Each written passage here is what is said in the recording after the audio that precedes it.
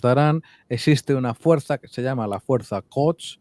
Quds es como se dice en Farsi Jerusalén, porque en árabe es Quds, que es la fuerza más capaz de preparación de insurgencia del mundo. No hay nada por el estilo. Es que, yo lo he dicho antes, aquí había muchas señales a la fuerza Quds. ¿Por qué? Por todo lo que han salido de la caja, por la creatividad, por las formas de hacer lo que no se ha hecho antes. Lo que comentaba este oyente nuestro, de aprovechar la andanada de cohetes para que volaran más bajo y más lento los parapentes. Entonces, ¿qué esto ha ocurrido? Pues coño, es que no había más posibilidades. Pero volviendo a este tema, que esto es absolutamente evidente, la pregunta es, ok, ¿y qué consecuencias tiene esto para la fuerza Quds? ¿Qué consecuencia tiene para el Consejo de la Revolución de los Ayatolas? Debería tenerlas. A mí hay un aspecto último de la guerra que, como estudioso de la guerra, me cabrea. Que quien toma las decisiones que afectan a la vida de miles tiende a no pagar. Y en este caso... Solo paga si pierde. Y ni siquiera a veces.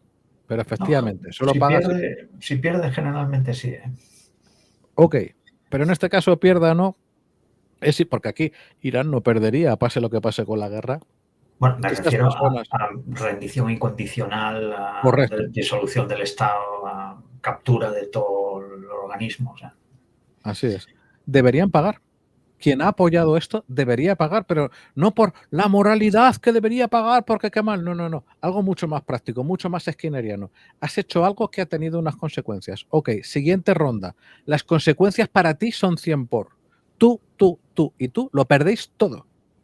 Y cuando digo todo, es todo al extremo. De tal manera que el que os sustituya piensa, mira, el primo Periquito era muy listo, tuvo una gran idea y le salió realmente mal. Lo mismo yo, si me voy a contener de no tener esa misma puñetera idea, porque me va a pasar lo mismo. Eso es disuasión.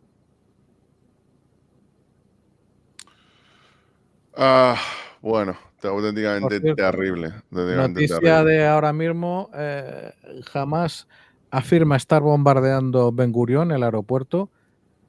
Están cayendo desde el viernes cohetes justo al sur, si alguien lo escucha que conozca la zona de Rehovot, Rishon, el sur de Tel Aviv y cosa, pero está funcionando muy bien el Kippat Barcel, el Iron Dome. Y en teoría, de momento no han parado los vuelos. A mí lo de los vuelos me estoy preocupado, pero... Estaban muy retenidos los vuelos, funcionaba muy como de emergencia el aeropuerto, o sea, estaban reteniendo mucho los vuelos. ¿Sí? No funciona con normalidad, vamos. Sí, claro, claro, porque ante la duda, pero que de momento no han parado por completo la actividad y hay muchos israelíes en el exterior que quieren volver. Y ahí lo dejo. Me gustaría preguntaros por esta noticia. Muchísimas gracias a Anselmo Online por compartirla con nosotros. Maxi, ¿tú crees que esto es posible sin la ayuda de Irán? Lo que ha ocurrido, como dice el Wall Street Journal, que ha sido básicamente... Aunque tuvieran la capacidad de poder hacerlo, o sea, hubieran pedido permiso. Hubieran pedido permiso. Autorización. Porque quiero decir, esto es sponsor. O sea, es como si, no sé, Ucrania quiere hacer algo con los Atacams, tiene que pedir permiso a Estados Unidos. O sea, es lo mismo. ¿Y por qué crees que les ha dado el visto bueno a Irán? Entiendo que es lo que habíamos comentado del tema de relaciones internacionales, el acuerdo que hay en ciernes con Arabia Saudí. O sea, Arabia Saudí y Irán ahora mismo están en la OPEP, se han aproximado gracias con China, mediación, tal, están teniendo muy buenas relaciones, pues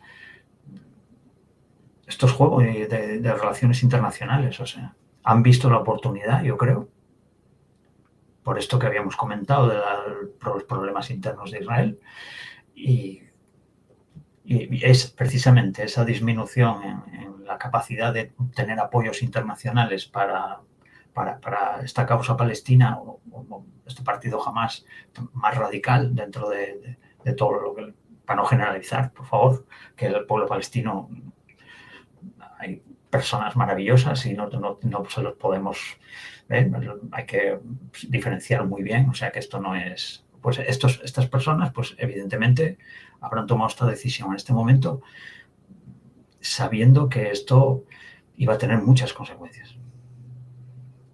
O sea, entonces, ¿tú crees, Juan Luis, que esto va a hacer descarrilar la relación o la normalización entre Israel y otros países árabes de sus relaciones, debido a que esto va a generar una respuesta que va a ser terrible? En otras palabras, ¿tú crees que lo que buscaba Hamás era justamente una respuesta terrible por parte de Israel?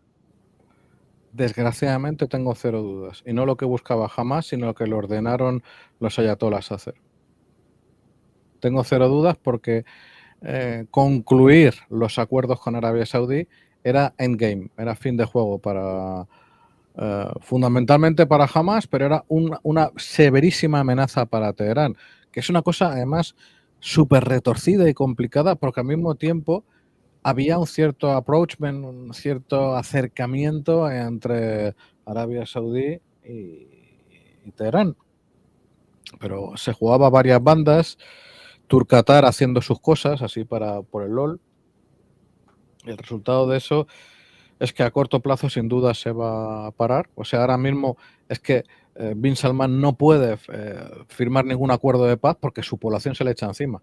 Va a morir mucha gente. Y cuando digo mucha gente, estamos hablando de decenas de miles de personas, desgraciadamente. Es horrendo, es una espantosa tragedia. Y quien diga lo contrario, quien hable a la ligera de arrasad, matarlos a todos, es que no ha visto ni un muerto, cojones. no sabe de lo que habla. Exactamente.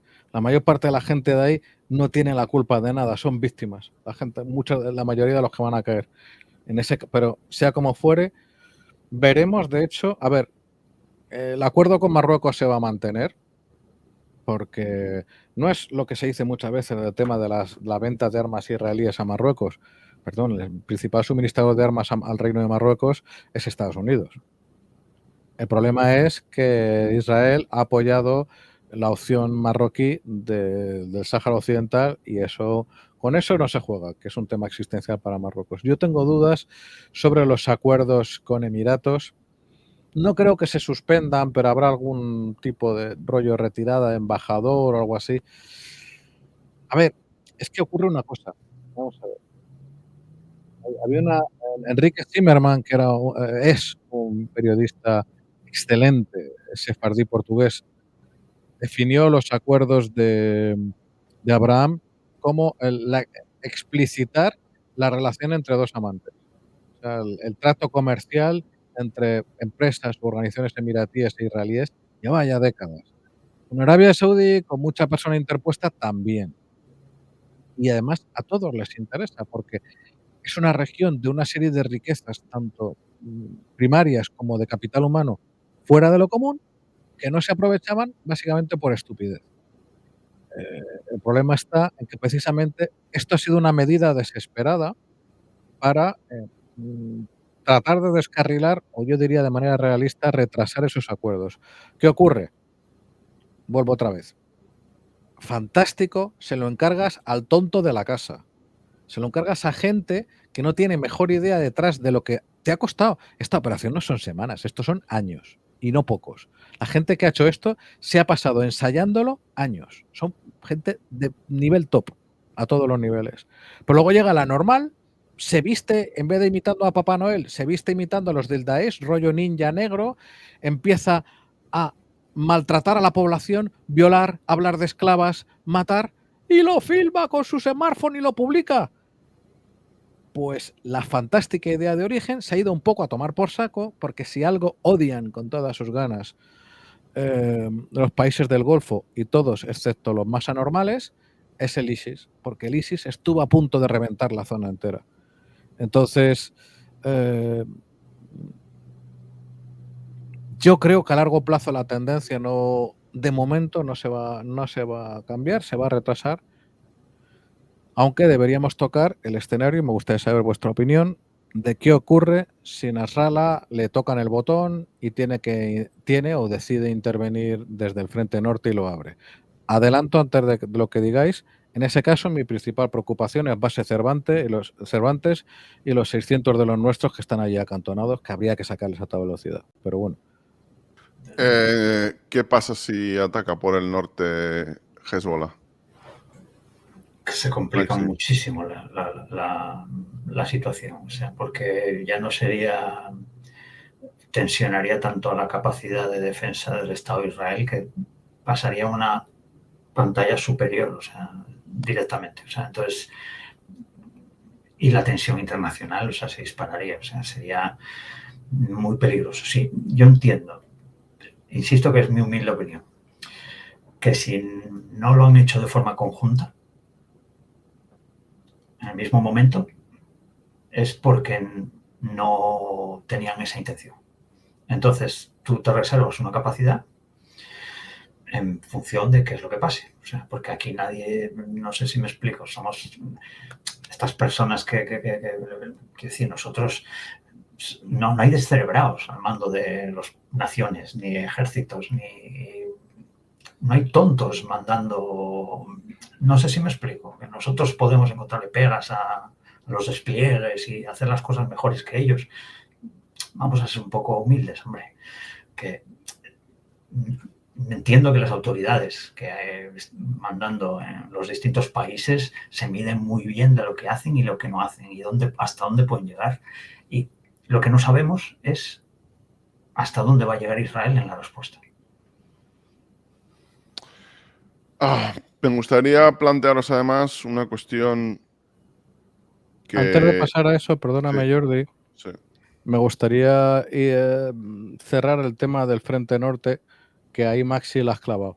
Efectivamente. Si se hubiera querido algo muy grande, hacen como el 73 de coordinar. Yom Kippur. Exactamente. Yom Kippur 50 años y un día después. Ok, no ha pasado. No ha pasado porque el decisor, que insisto, se sienta en Teherán, ha tomado la decisión. Porque, a ver, Irán tiene ascendencia sobre Hezbollah. Podría haberles ordenado. Irán es dueña de Hezbollah. Claro, podría haberles ordenado que atacaran Exactamente. Desde y no ha ocurrido eso porque, a ver, yo os digo una cosa y no insistiré nunca suficientes veces sobre el asunto. Buena parte de los que toman decisiones en Irán y de sus mandos militares son todo menos tontos. Son gente muy capaz. Ya he explicado alguna vez el problemón que es escribir en farsi, que es como algo que te prepara para una vida dura. En fin, ¿qué ocurre?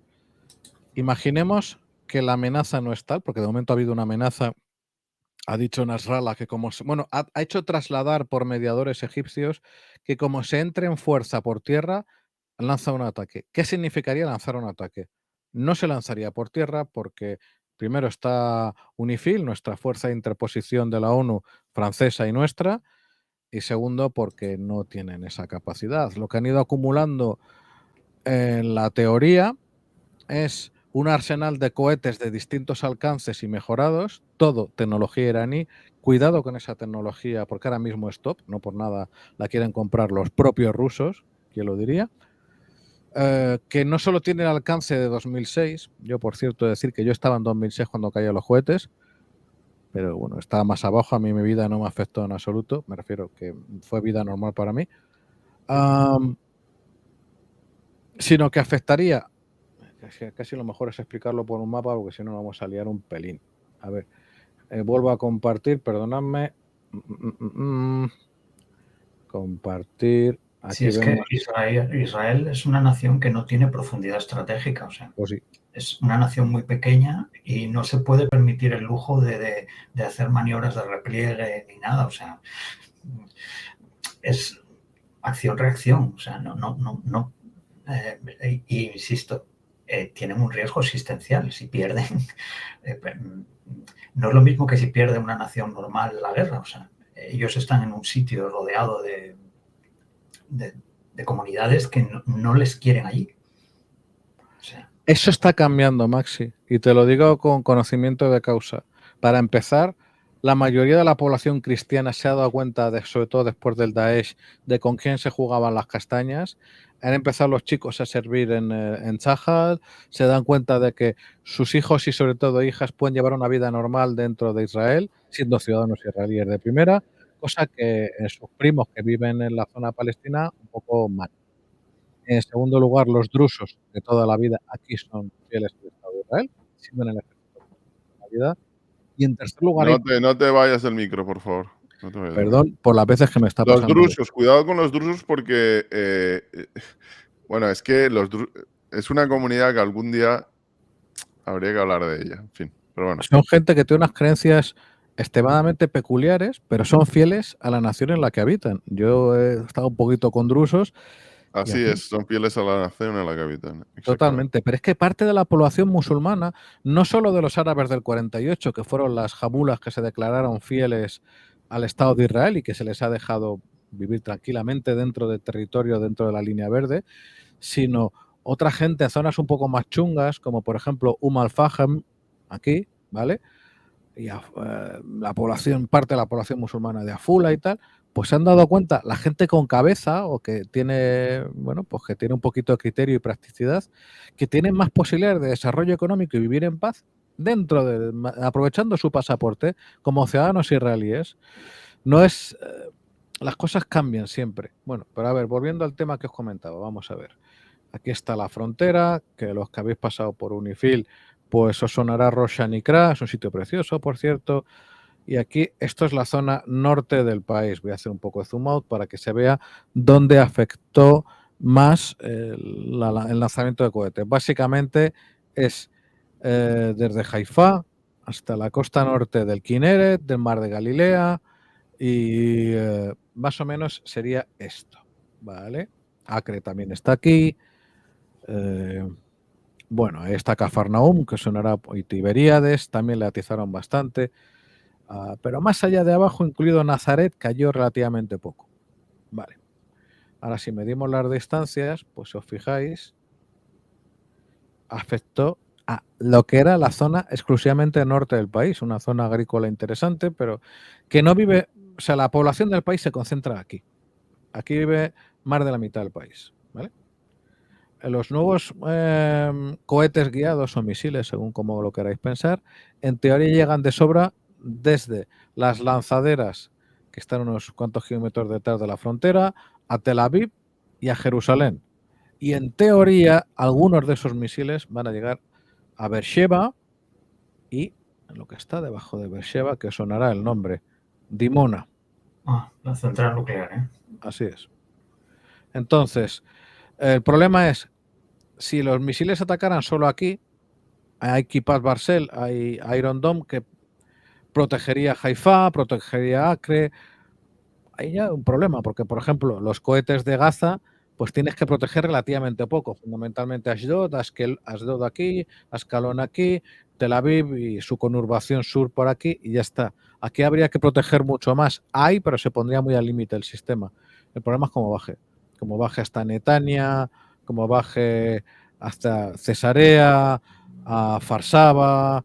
Ahí ya tenemos un problema porque el sistema a duras penas podría proteger todo y sobre todo, acabo, el gran problema que tenemos es que presuntamente el arsenal de Hezbollah es de decenas de miles de disparos. Si ocurre eso, y ocurre mientras están las operaciones militares en Gaza, ahí se le acaban las opciones a Tzahal. Si se ve en una guerra de dos frentes, no puede modular y tendría que intervenir con toda la fuerza que pudiera para acabar lo antes posible. Y aquí llegamos a una situación todavía más complicada, que se puede resumir técnicamente en que el resto del Líbano están hasta los huevos de Hezbollah. Porque en 2006 su bonita operación les costó muchísimas vidas. Ellos le echan la culpa a Hezbollah, no es que quieran a Israel, pero dicen, joder, si no le hubiese atacado, no habríamos perdido tantísimo. Y saben que esta vez va a ser peor, saben que están todo el targeting ya hecho para si se inicia una operación que sea tan dura como la del sur. Y entonces hay grupos, sobre todo en la parte centro y sur del Líbano, que se están preparando desde hace años para tener una oportunidad de, si Hezbollah está débil, para acabar con su preponderancia y tratar de volver a un país donde haya monopolio de la fuerza legítima. Con lo cual, si le sale realmente mal a Hezbollah, puede enfrentarse a su desaparición. Y por no hablar de lo que pasaría si en Damasco se quedaran sin el apoyo de Hezbollah. Estamos hablando, en resumidas cuentas, de un juego de un House of Cards, ya sabéis, de un castillo de naipes, que si quitamos uno, cuidado lo que se nos cae. Y cuidado hasta dónde llega esto. Porque llegado a cierto punto, y con esto ahora sí que acabo, de verdad, si pasamos cierto límite de daños a Israel, no va a pasar con el 91 y eso darlo por hecho. Recordad, 91. Desde aquí se lanzaron Scuds hasta fundamentalmente Tel Aviv, alguno cayó en Jerusalén, tal. Estados Unidos le pide a Israel que no se intervenga y a cambio, pues si le dan las compensaciones adecuadas, no intervinieron, murieron algunas decenas de nacionales israelíes, daños considerables pese a los Patriot, etcétera. Vale, como ocurra algo ni remotamente parecido, no se le va a pedir a Israel en este caso que se contenga. Y eso significa atacar aquí. ¿Tú crees que Israel va a querer atacar Irán? ¿En serio? Seguro que no quiere. No, querer no. No. Querer no quiere nadie atacar a nadie, Pero si llegados a cierto punto, imagínate que dan el botón y esos 70.000 cohetes caen 20.000, 30.000, amenazando Dimona, amenazando Tel Aviv. ¿Cuáles son las opciones? Son varios órdenes de magnitud lo que ha pasado ahora. O sea, es por 5, por 6, por 7 o por 8 lo que ha pasado ahora.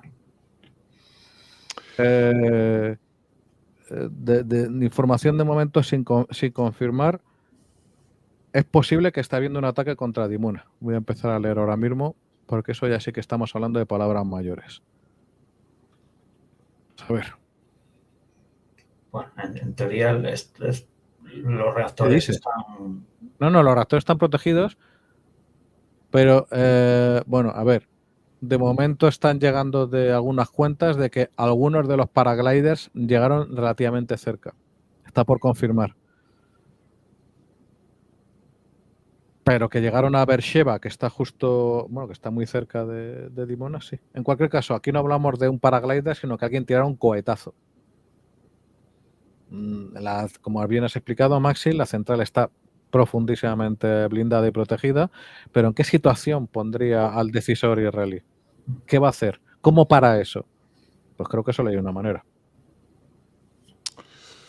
Me gustaría preguntaros por algo que también se ha comentado muchísimo en las redes sociales en el último día.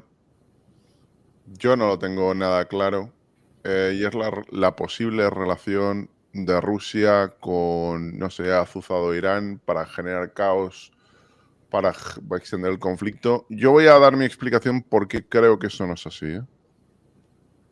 Que puedo estar perfectamente equivocado. Pero Israel, como bien sabéis, se ha colocado casi como negociador en el conflicto. Estuvo a punto del el conflicto de acabarse a finales de marzo, porque entre otras cosas el ex primer ministro de Israel hizo de negociador. Tiene una importantísima parte de la población de origen ucraniano y ruso, y por muchísimas razones, y a futuro incluso por la gente que quiere nacionalizar de esas zonas, Israel no quiere líos con Ucrania y con Rusia. Se me hace muy difícil, no diré que es imposible, pero se me hace muy difícil pensar que esto estuviera planeado por Rusia. Muy, muy, muy difícil. Yo personalmente, a menos que salgan nuevas informaciones, y salen nuevas informaciones que desmienten esto, pues nada, las valoraremos.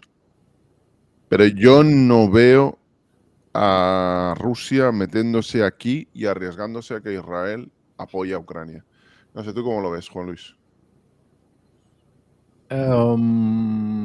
Es una jugada de un billar a muchas bandas, extremadamente compleja, pero tiendo a coincidir contigo.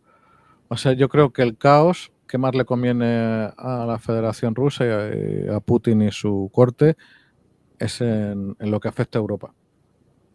es atacar, o sea, desestabilizar el Sahel, es aumentar los flujos migratorios, es el recrear el euroterrorismo. Aquí no tiene en realidad nada que ganar, porque ¿cuál sería aquí? Si hay un beneficiado, hay un beneficio. Dejando aparte que las relaciones de, como has dicho, de Israel con Rusia y con Ucrania no son malas en ninguno de los casos y han decidido que tienen que seguir así. Los israelíes no se han puesto de parte ucraniana por sus motivos por sus intereses nacionales. A ver, y aquí digo una cosa, el interés español y de las naciones europeas es apoyar a Ucrania, porque es proteger nuestra región del mundo de una agresión de un Estado. Otros países de otras regiones del mundo no tienen ni nuestros intereses ni nuestras prioridades. Dicho eso, es que además, sobre todo, el problema que yo veo con ese escenario es que distrae de los más que probables. O sea, la única duda que hay, aparte de, o sea, de quién está detrás, dado que no hay duda sobre Irán, es la involucración de Qatar y habría que ver de Turquía, no lo sé. Pero, ¿Qatar? ¿Tú crees que está involucrado? perdón, ¿dónde vive Nasrani? ¿Dónde vive toda la cúpula de Hamas? ¿Qué crees que va a pasar con el líder de Hamas? ¿Crees que va a haber algún comando israelí que va a eliminarle? Yo de él abriría en el resto lo que le queda de vida las botellas cerradas y que antes hayan examinado, incluso que tome un catador. Y nunca vería la luz del sol. Porque a por ese van a ir, sí o también. Y como están Además, las tiene cosas, 13 hijos y varias mujeres, ¿no? hombre, a ver, que este es terrorista pero no es tonto. Este es un polígamo de todo, vamos, de disfrutar de las mieles del sacrificio de los otros. Es que cuando tú ves, bueno, lo voy a buscar ahora, la casa del tiparraco este asqueroso, y lo digo con todas las letras, porque si fuera como el viejo jeque fundador de Hamas, no digo que me simpatice, pero al menos vivía en Gaza y compartía relativamente el modo de vida de los gazatíes. No olvidemos que hasta hace no muchos años en Gaza había una de las mejores cuadras de caballos árabes de toda la zona. Vaya, en Gaza. Bueno, pero una cosa es eso y otra cosa ya es vivir literalmente a cuerpo de rey, pagado por el sultán, en Qatar mientras mandas a los tuyos a que sacrifiquen a sus hijos. O sea, este es bastante próximo a un pedazo de excremento con patas, porque es que ya ni cumple el mínimo de vivir donde está sacrificando a su gente. Pero cuidado, no es el único. Una parte de la cúpula está ahí. No es por proteger sus vidas. Ya, sí, sí. Ahora voy a enseñar la casa del colega. Dale, Maxi. Sí, no, yo no creo que Rusia esté... Israel ya es otra... Sería buscarse demasiados problemas. O sea, creo que Rusia ya tiene el nivel justo de problemas ahora mismo con las situaciones que tiene ya en el centro de Asia y sobre todo ahí donde está metida en Ucrania.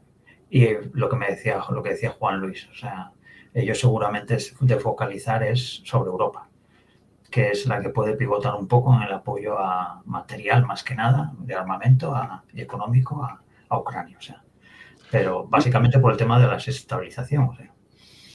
¿Tú crees que esto puede escalar a países vecinos? A Siria, bueno, Líbano ya hemos hablado, Jordania. Siria no está para fiestas, ¿eh? Siria no está para fiestas. Y ya sería suficientemente grave un enfrentamiento Israel-Irán como para... Ya con eso ya tendríamos bastante. Ya se dispararían todas las señales de alarma, todos los estados de alarma, ya todo sería ya suficientemente como para que se metan más países. O sea.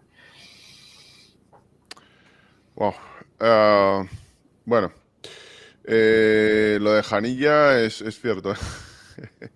Pero como estabas diciendo, vive en Qatar. Pero ¿cuánto tiempo? Además, creo que en teoría es porque estaba preparando la transición. Estoy buscando aquí la información. Dice que Janilla abandonó Gaza para visitar una serie de estados árabes y musulmanes para preparar su nuevo rol dentro de la dirigencia de Hamas, pero oye, parece que no ha abandonado aún la dirigencia de la misma, ¿no?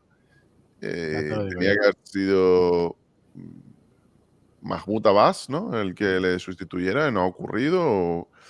Porque, claro, aquí yo entiendo que el Mossad, el servicio secreto israelí, tendrá un perfecto organigrama de quién manda en Hamas, de verdad. Y ahora, a día de hoy, los top 50, top 100, pues tendrán una diana, ¿no? No lo dudes. O sea, los oyentes recordarán seguro la película. No era Octubre. ¿Sí era Octubre? Berlín, la de. No, la de Spielberg sobre los atentados de las Olimpiadas. ¿Se llamaba Berlín o cómo se llamaba? No. Se me olvidará el puñetero nombre. Sí, Da igual. Pero que era una película que sale al principio Golda, cuando se produce... Múnich, perdón. Múnich, gracias. Se produce la matanza de los deportistas israelíes, diciendo, han vuelto a matar en Alemania judíos por el hecho de ser judíos, cazarlos a todos. Tardaron 6 años, les cazaron a todos. Y esta vez, hasta ahora, de vez en cuando moría algún líder, pero estaba el ten con ten de miedo a que iba a sustituir a Hamas, un grupo más enloquecido. Eso ya es el pasado. Entonces, si esas personas quieren vivir, van a tener que ocultarse en un agujero muy oscuro. Porque además, fíjate, se podría pensar ahí en términos románticos en la eliminación por parte con operaciones muy exóticas de agentes secretos. El mundo del siglo XXI es mucho más, al mismo tiempo, complicado y sencillo que eso. En fin, yo creo que no han sabido medir y que van a tener que asumir las consecuencias. Bueno, si os parece, vamos ya con las preguntas. No me gustaría tocar otros temas, creo que este es un tema suficientemente grave. Vamos con vuestras cuestiones. Me han llegado algunas por vía directa. Entiendo que es comprensible teniendo en cuenta la gravedad de lo que ha ocurrido y la gravedad de lo que está a punto de ocurrir. Y bueno, Shoja plantea: ¿crees, Juan Luis, que estamos más cerca que nunca de una guerra directa entre Israel e Irán? Bueno, antes de contestar, quería dar las gracias a la inmensa mayoría de los oyentes que hoy han tenido una participación y comportamiento ejemplares. Hay que decir que el chat, los moderadores lo han colocado en modo solo suscriptores y supongo que ha ayudado bastante. Ha reducido también la velocidad de chat, pero bueno, valía la pena. No tenía ganas de empezar ahí a cortar cabezas, a cabrearme y a insultar a gente. No, a ver. Chicos, No, a ver, que no todos tenemos las mismas ideas, pero había No, pero si yo respeto, a ver, si alguien aquí escribe en el chat, por ejemplo, lo que se tiene que hacer son cumplir las resoluciones de Naciones Unidas, volver a fronteras de 1967, desmantelar los asentamientos de Cisjordania, porque Gaza es completamente bajo control palestino, está bajo control palestino. Pues, oye, yo lo entiendo perfectamente. E incluso podría decir que lo comparto. Si no es una cuestión de eso, es una cuestión de que hubiera aquí gente haciendo la ola al asesinato de niños, a la violación de mujeres, ya que nos vendan que eso es una forma de luchar por la independencia o por el control de toda la zona de Cisjordania, porque repito que Gaza ya está bajo control palestino, con lo cual yo creo que todos lo entendemos. Aquí yo voy a defender que la gente que tenga ideas cabales, que a lo mejor probablemente yo comparto también, puede hacer lo que quiera. Lo que no voy a aceptar es que la gente literalmente se mofe de niños muertos, de mujeres violadas, etcétera, etcétera, etcétera. Perdón. Sí, hoy me gusta que has tenido un programa más tranquilo y que por lo menos ayer fue complicado el programa. Sí, no, ayer me cabré. No, me cabré porque hay algo muy humano y es que, bueno, muy humano, es poner el ventilador, el whataboutismo, que dicen whataboutism, que dicen en Estados Unidos, y es que vemos un crimen horrible y en lugar de decir este crimen es horrible, pero yo apoyo la causa palestina, que me parece perfecto, y esto no es algo que compartan la mayoría de palestinos, esto es algo que ha hecho Hamas, y sería completamente lógico. Y además creo que es la posición más inteligente, incluso si tú quieres ayudar a que Palestina consiga sus objetivos, porque esto no ayuda precisamente a que Palestina... Y otra cosa muy distinta es que violen a mujeres indefensas y salga alguien y diga, sí, pero los biolabs de Ucrania en los que... No, perdón, no estamos para gilipolleces. En estos temas yo no estoy para gilipolleces.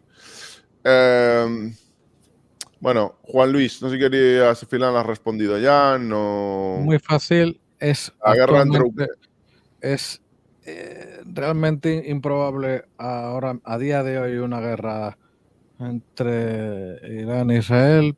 Depende de las decisiones que tome Teherán. Es evidente que en el beneficio de Israel está que no se extienda la guerra, que se circunscriba al ámbito de Gaza. Pero quienes deciden son dos. Bueno, si os parece, vamos con la siguiente pregunta. A ver. IPA 1989 os plantea. No os... Ah, bueno, esta es una teoría. Bueno, esta no es. No te lo digo por ti, IPA. No lo digo por ti. Pero esto lo quiero que lo aclaréis porque lo he visto muy extendido en redes sociales hoy. Dice IPA 1989. No sorprende la facilidad con que han caído los puestos y bases militares. Es como si hubiera caído una base americana en la guerra de Irak. No sorprende mucho. Yo digo que para mí esto es un fallo. Seguro que lo han hecho muy bien, que lo tenían planeado.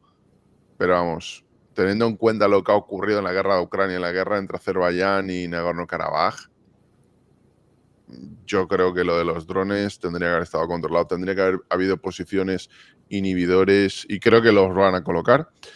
Pero quiero hacer una aclaración antes de que respondan Juan Luis y Maxi. Y no lo digo por ti, para 1989, ¿eh? Lo digo en general. Ha habido una tendencia en redes sociales a decir que esto es muy raro y que en el fondo les han dejado pasar los israelíes para destruir luego Gaza, que lo han hecho a propósito para que luego darles como la excusa para golpear Gaza, que me parece la verdad nauseabundo. Me parece nauseabundo, pero bueno. ¿Qué respondéis a IPA? ¿Os sorprende la facilidad con la que han caído los puestos y bases militares fronterizos? Maxi. Sí, sí, sí. Desde luego yo creo que ha sido algo que ha sorprendido a todo el mundo. O sea, porque la debacle que se ha producido es tipo desastre anual. O sea, es algo terrible. O sea, que caigan los puestos fronterizos y que luego caigan los acuartelamientos que hay más próximos a... que quiero decir que lo hemos visto. O sea, hemos visto sacar a militares que estarían durmiendo en camiseta y pantalón corto. O sea, no sé si me explico. Nos ha sorprendido mucho a todos. Juan Luis. Yo me falta todavía información. Como bien has dicho, Maxi, estoy realmente sorprendido. A ver, ningún ejército es infalible, los errores se cometen y como dicen los responsables de inteligencia, algunos de los cuales tenemos el honor de tratar a menudo, el profesional de inteligencia es invisible cuando tiene razón, que es casi siempre, y se come todas las culpas cuando no la tiene. Es un tema muy complejo, es un tema que se llevaba alargando mucho tiempo y que dentro del horror tiene la parte correcta, que ha demostrado una serie de carencias que todavía podrían haber acabado peor. Pero no logro entender, se me escapa, me falta información, cómo han podido entrar a una sola base, por ejemplo, donde había carros. Había unos Namer y unos Merkabah. ¿Cómo cojones esa base no estaba protegida lo suficiente para impedir que 4 desgarramantas con una pick-up? No son En fin, es que, claro, tú ten en cuenta que este tipo de operaciones la han tenido que hacer comandos de entre 10 y 20 personas. O sea, tú asaltas un cuerpo de guardia de una unidad militar con 10 o 20 personas entrenadas y puedes crear mucho daño. O sea, Sí, tienes razón. insisto. O sea, Tienes toda y la en los razón. puestos fronterizos igual. O sea, a lo mejor con 20 personas tú asaltas un puesto fronterizo. Y esto es muy crudo decirlo, pero vamos a ver, abates a los 4 personas que estén de puesto en ese momento y entras. Y el resto del personal que esté de descanso o esté de alerta, y no pueden hacer frente a 20 personas que entren simultáneamente, o sea, coordinadas con armamento de guerra, o sea, comandos entrenados, o sea, y eso va cayendo en cadena. O sea, y ahí, en el momento que tomes los puestos fortificados, puede entrarte gente. Tienes gente que fluye, que te está entrando efectivos continuamente. Y haces eso en el primer acuartelamiento que encuentres. Y sobre el tema de dejarse, ¿tú te crees que esos militares que sacaban de los carros de combate se dejaron? Que los habrán torturado y matado, en fin, es que... No sé, yo no me parece que se hayan dejado. O sea, esto es un fallo. O sea, han cometido un fallo. O sea, que no son, nadie es infalible. O sea, nadie. Vamos con la siguiente pregunta de Yarrick. Es, ¿qué opináis de la quinta columna que hay en Europa? Yo aquí no sé a qué te refieres, Yarrick. Si a la quinta columna ideológica que está justificando esto. Y repito, y lo quiero subrayar, sé que soy un pesado. No me parece mal, me parece incluso bien el que haya gente que defienda la causa palestina. Otra cosa es la gente que ha defendido y literalmente ha dicho que esto era una forma justa de protesta. Eso me parece gentuza, y lo digo así de claro. No sé si lo dices por ese tipo de gente, sobre todo académicos, universitarios, gente entre comillas de la intelectualidad, o bien si te refieres a islamistas radicales dentro de Europa, que yo tengo que decir,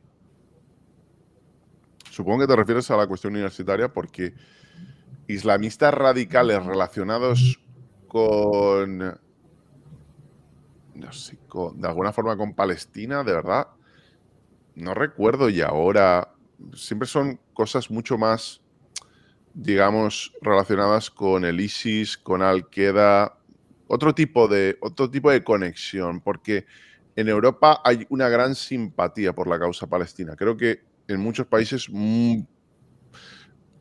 diría que abrumadoramente mayor que por la causa israelí, otra cosa Estados Unidos. Entonces, creo que te refieres a la cuestión intelectual. Juan Luis, ¿hay una quinta columna en Europa?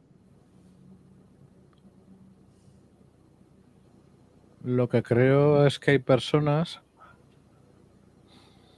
no sé, me cuesta, es que no puedo ponerme en su lugar. Yo llevo sufriendo 25 años y con sufrir la palabra correcta, gente diciendo estupideces sobre una tierra que no conocen y hablando sobre personas que no entienden ni sus 2 puñeteros idiomas. Que jamás han vivido con ellos, que jamás han comido con ellos.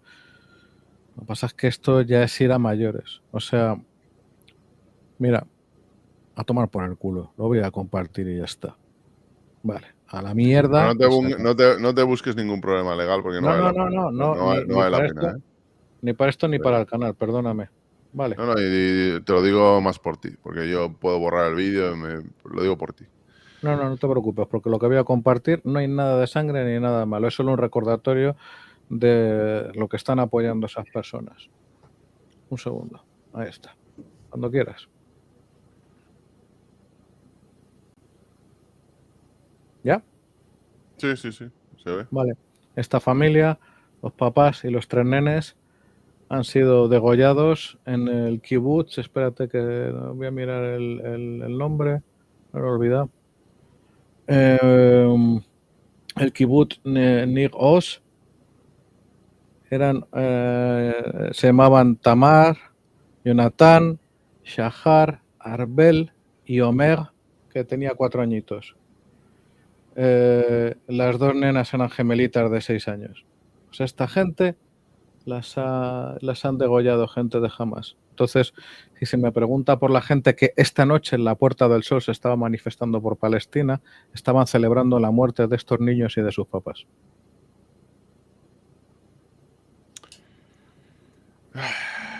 Hombre, yo no sería tampoco tan radical en eso.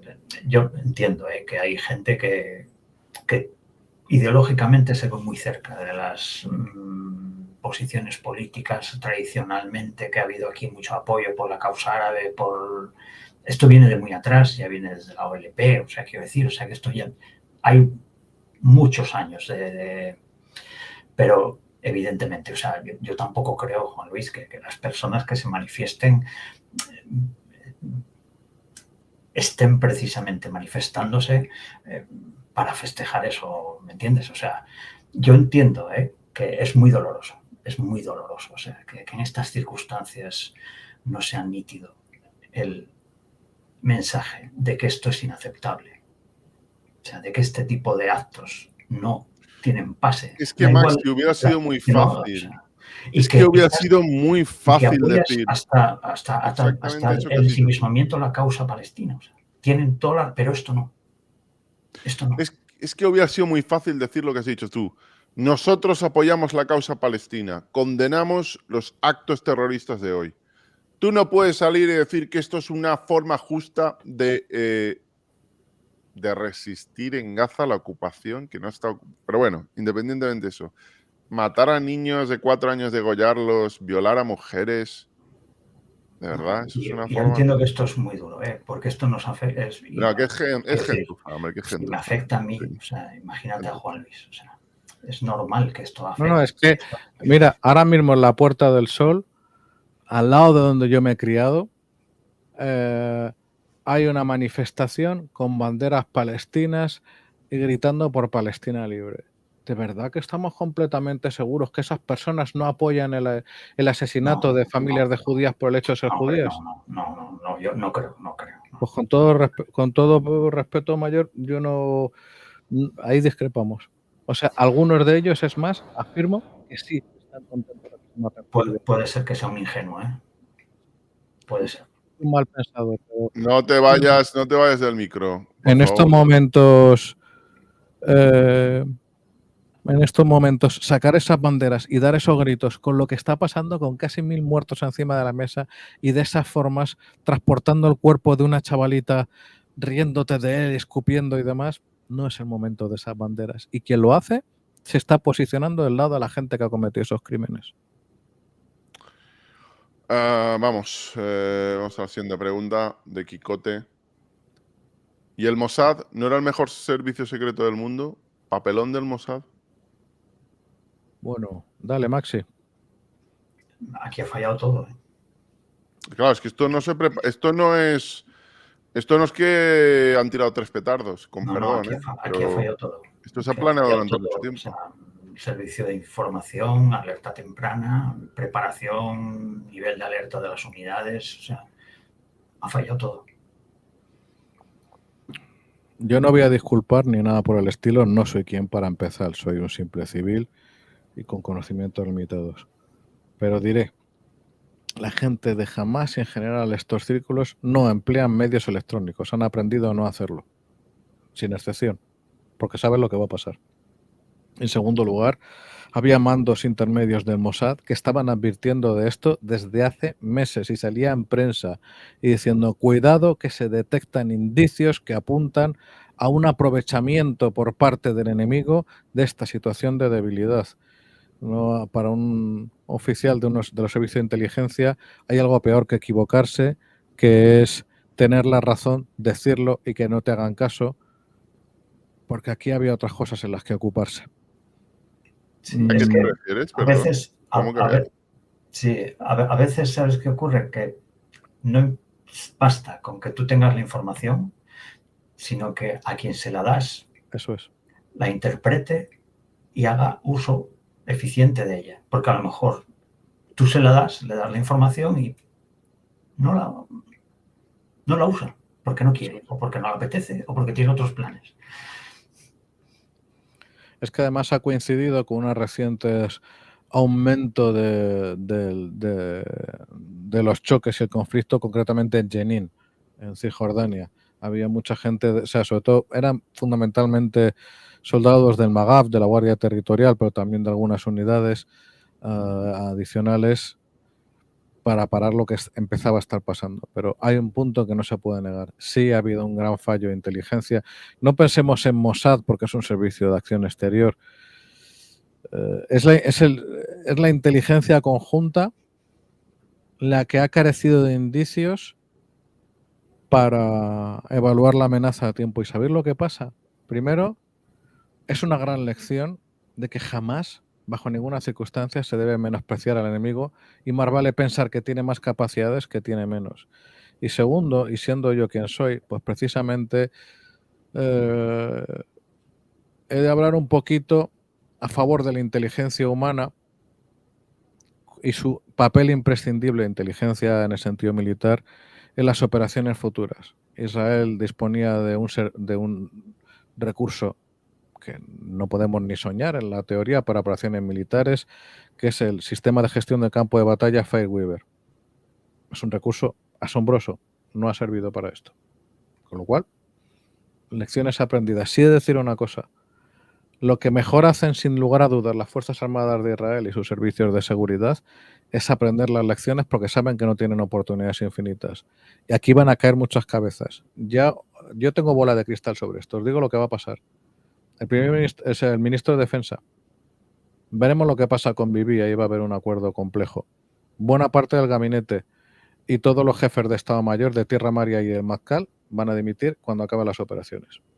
Y habrá una serie de responsabilidades no penales, pero sí de que se han acabado después de esto muchas carreras, porque evidentemente no puede ser de otro modo. El fracaso ha sido excesivo. Wow. Te preguntan varios oyentes, Juan Luis, si pudieras dar un rápido contexto histórico de lo que ha pasado. Esto ¿cómo se compara? ¿Cómo se incardina estos hechos? A ver, un poquito así para que sea rápido. Contexto, ¿qué queremos exactamente? A ver, el contexto más rápido sería Gaza la abandonan las fuerzas hebreas en 2007, no queda ni un solo colono en 2007 y desde ese momento la ayuda internacional se ha gastado en montar una infraestructura militar sin precedentes en detrimento de la calidad de vida de la gente. En Gaza tienes un crecimiento poblacional explosivo. Además, una de las mayores natalidades del mundo. En la literalmente. O sea, estamos hablando de más de 6 hijos por pareja y bueno, que desgraciadamente jamás es un instrumento que no sirve a sus paisanos, sino que sirve a los intereses iraníes. Creo que es un contexto más rápido que puedo dar. Pregunta. Bueno, ¿lo peor son los occidentales que apoyan esto? Nos hemos caído, Jordi. ¿Ahora me escucháis? Yes. Bueno, nos preguntaban si lo peor son los occidentales que apoyan estas masacres. Dale, Maxi. No, lo peor son quien ha cometido las masacres. O sea, no se puede calibrar estas cosas así. O sea, las responsabilidades no se disuelven. Que la tiene, la tiene. O sea, haya cada uno con su conciencia y con sus valoraciones. Y si... No, es que me cuesta mucho trabajo, de verdad, que haya personas que estén de acuerdo con los actos que hemos visto. O sea, es que me resulta impensable. O sea, que una persona de la mente estructurada, o sea, y con una vida normal, o sea, no un monstruo, o sea, esté de acuerdo con esas imágenes que hemos visto, con ese niño, es un ser humano normal no puede estar de acuerdo con eso. O sea, independientemente de las ideas que tengas o de la proximidad ideológica. O sea, no. Juan Luis, el papel de los occidentales que apoyan esto. Es hereditario. Llevamos décadas con eso. Se reproduce mediante la prensa y cuando nos falta un objeto mediante político las por el que luchar. Lo siento ser pesado, pero mediante las universidades. Sí, pero es que además la pregunta es ¿qui prodest? Cuando se produce algo 40 años no es solo una inercia, hay beneficio de algún tipo. Y habría que empezar a mirarlo, porque hasta ahora hemos mirado para otro lado, de por qué se permitía la acción de organizaciones que promovían el apoyo a Hamás en España y en Europa. Hasta la fecha no se ha actuado con la contundencia policial ilegal y legal necesaria. Si ese apoyo se corta, insisto, por medios legales, quiero pensar que buena parte del problema se acabaría de inmediato, una vez más, por efecto disuasivo. Si te dedicas a apoyar una acción terrorista... No te separes del micro, Juan Luis. Si te dedicas a apoyar a una organización terrorista, sufres las consecuencias de esa decisión. Te preguntan si es cierto que Irán financiaba programas de televisión españoles. Es una pregunta con trampa. O sea, si es que lo reconoció el imperfecto. Es que dices, es que... pero tal. Pero bueno, es que eso no hay... Esto no es una teoría conspiranoica. Si hay un canal israelí que financia un canal en español y hay que no hay ninguna teoría conspiranoica de un secreto, que tampoco es ilegal, ¿eh? Si hay un... Perdón. Hay un problema ilegal, ¿eh? No, incorrecto. No es hay un problema, hay una... Yo tengo muchísimo mosqueo según la legislación europea, cuando Irán ya está bajo sanciones, recibir dinero iraní era ilegal y no se hizo nada, pero era ilegal. Ojo, porque las sanciones en teoría sirven para algo. Cuando tú apoyas un régimen sancionado, apoya a una empresa, la empresa sufre consecuencias en los responsables jurídicos de la empresa. Pero aquí no pasó nada. Mysterium Fidei, ¿eh? ¿Qué cosa? Siguiente pregunta, de Torrefacto. ¿Van a dejar piedra sobre piedra en Gaza? ¿Se la van a anexar? Yo ya os digo, yo voy a colocar mi posición. Yo he visto en redes también gente pidiendo que se machaque a sangre y fuego Gaza. Ya os digo que yo no lo deseo. Yo no deseo que por un grupo terrorista que puede tener, no sé, 10, 15.000, no sé, 30.000, 40.000 miembros, 2 millones de personas sean vamos, ni muchísimo. Y además estoy convencido que no va a pasar. Pero vamos, es que yo no lo deseo. No lo deseo. Es que la mayor parte de la gente estoy convencido que es que no querían eso tampoco. Llamadme a lo mejor ingenuo, pero estoy convencido que la mayor parte de la gente, además, árabe, palestina, musulmana, no están de acuerdo con que violen a mujeres indefensas o maten a niños. No estoy de acuerdo. Y yo pienso que nadie en su sano juicio puede estar de acuerdo en que vayan a matar a 10.000 o 20.000 personas civiles en Gaza. O sea, ¿quién puede estar de acuerdo con eso? O sea, por supuesto. Es que si estás de acuerdo con eso, es que tienes un problema, campeón. O campeona. Quiero decir, mírate un numerito, haz una consulta porque debes de tener un problema. O sea. ¿Se la van a anexar Gaza? Yo creo que tampoco. ¿Para qué quiere Gaza? Exactamente para qué quiere Gaza Israel. Gaza es un agujero creado por voluntad fundamentalmente egipcia. ¿Para qué quieren ahí 2 millones de personas efectivamente en un con una densidad bestial? ¿Para qué quiere incorporarlo eso exactamente Israel? Que además el balance demográfico musulmán, judío, quieren mantenerlo en alrededor del 80%. Esa yo creo que es la tragedia tan grande de todo esto. Ese pueblo que es Israel de las circunstancias, o sea, esos 2 millones de personas que están ahí y son utilizados de esta forma, o sea. Ese yo creo que es la verdadera tragedia, o sea, y qué perspectiva de futuro les queda. O sea.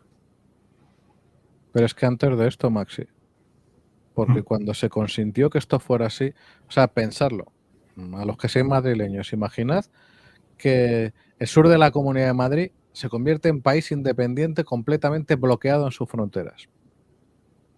Que le llega la electricidad, el gas, el agua, tal, de fuera, pero que no hay intercambio comercial, apenas hay intercambio comercial, que no puedes salir de tus fronteras y que pasan después de eso 50 años. Que pasan 50 años, bueno, 50, 45, porque cuando se devuelve el Sinai a Egipto, Egipto dice que Gaza... ¿Sabe lo que pasa con eso?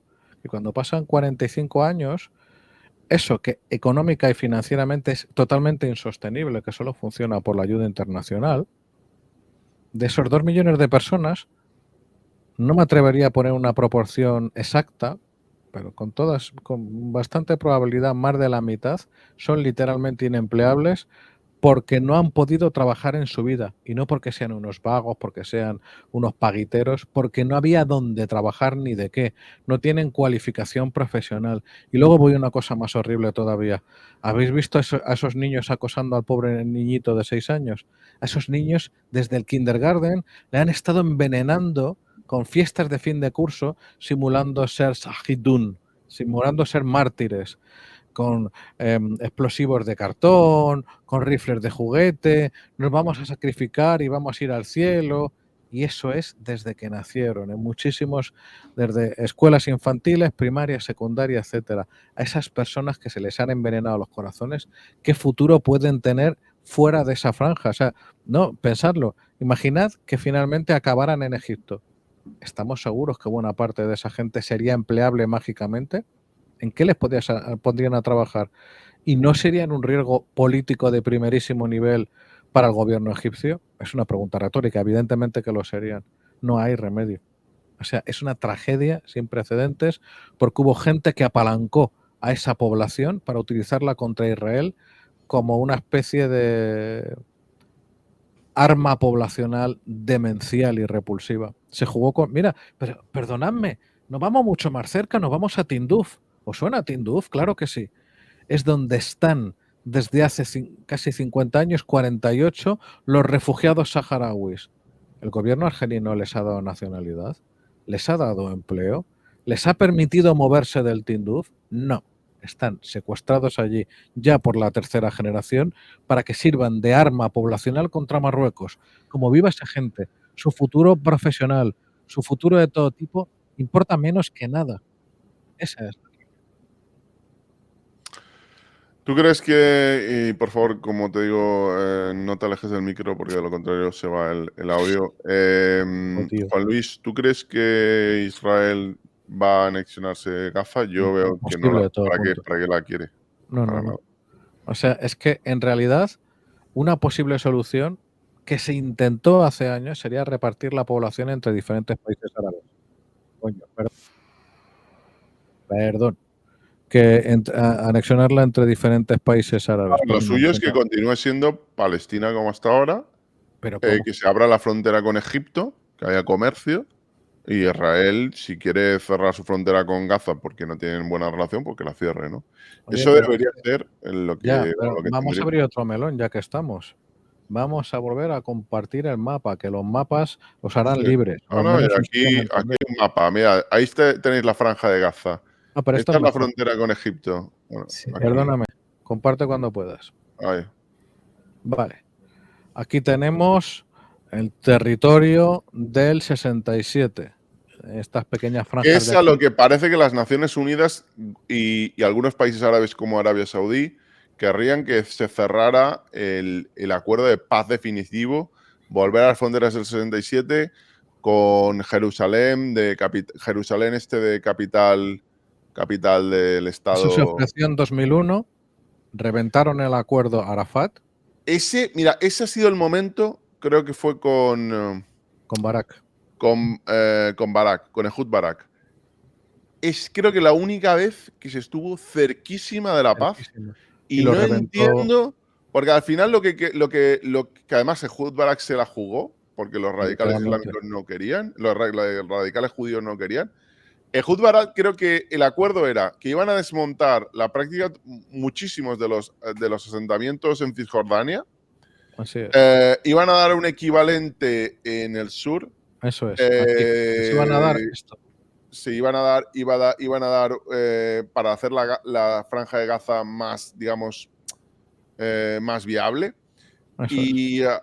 Y lo que pedían los israelíes es que el muro de las lamentaciones y el subsuelo de la ciudad histórica, el subsuelo, fuera judío creo que al final, no recuerdo exactamente cuál fue el punto de fricción, si el derecho al retorno de los refugiados, que bueno, yo lo entiendo, si tenían que volver, no sé cuántos descendientes hay en estos momentos de palestinos en varios países, si tienen que devolver a territorio israelí, no a Cisjordania y Gaza, no a Palestina, si tienen que devolver a territorio que ahora es israelí 2, 3 o no sé cuántos millones de ciudadanos palestinos, Israel es inviable.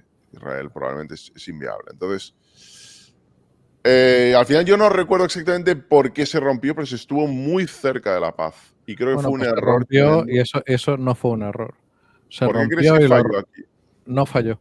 Se rompió con plena conciencia por Arafat y su corte más cercana, porque si se alcanzaban una paz, a continuación tenían que responder de que su gestión era una puta mierda y que más de un tercio de las arcas palestinas estaban en manos de la mujer de Arafat, literalmente, en cuentas en Suiza.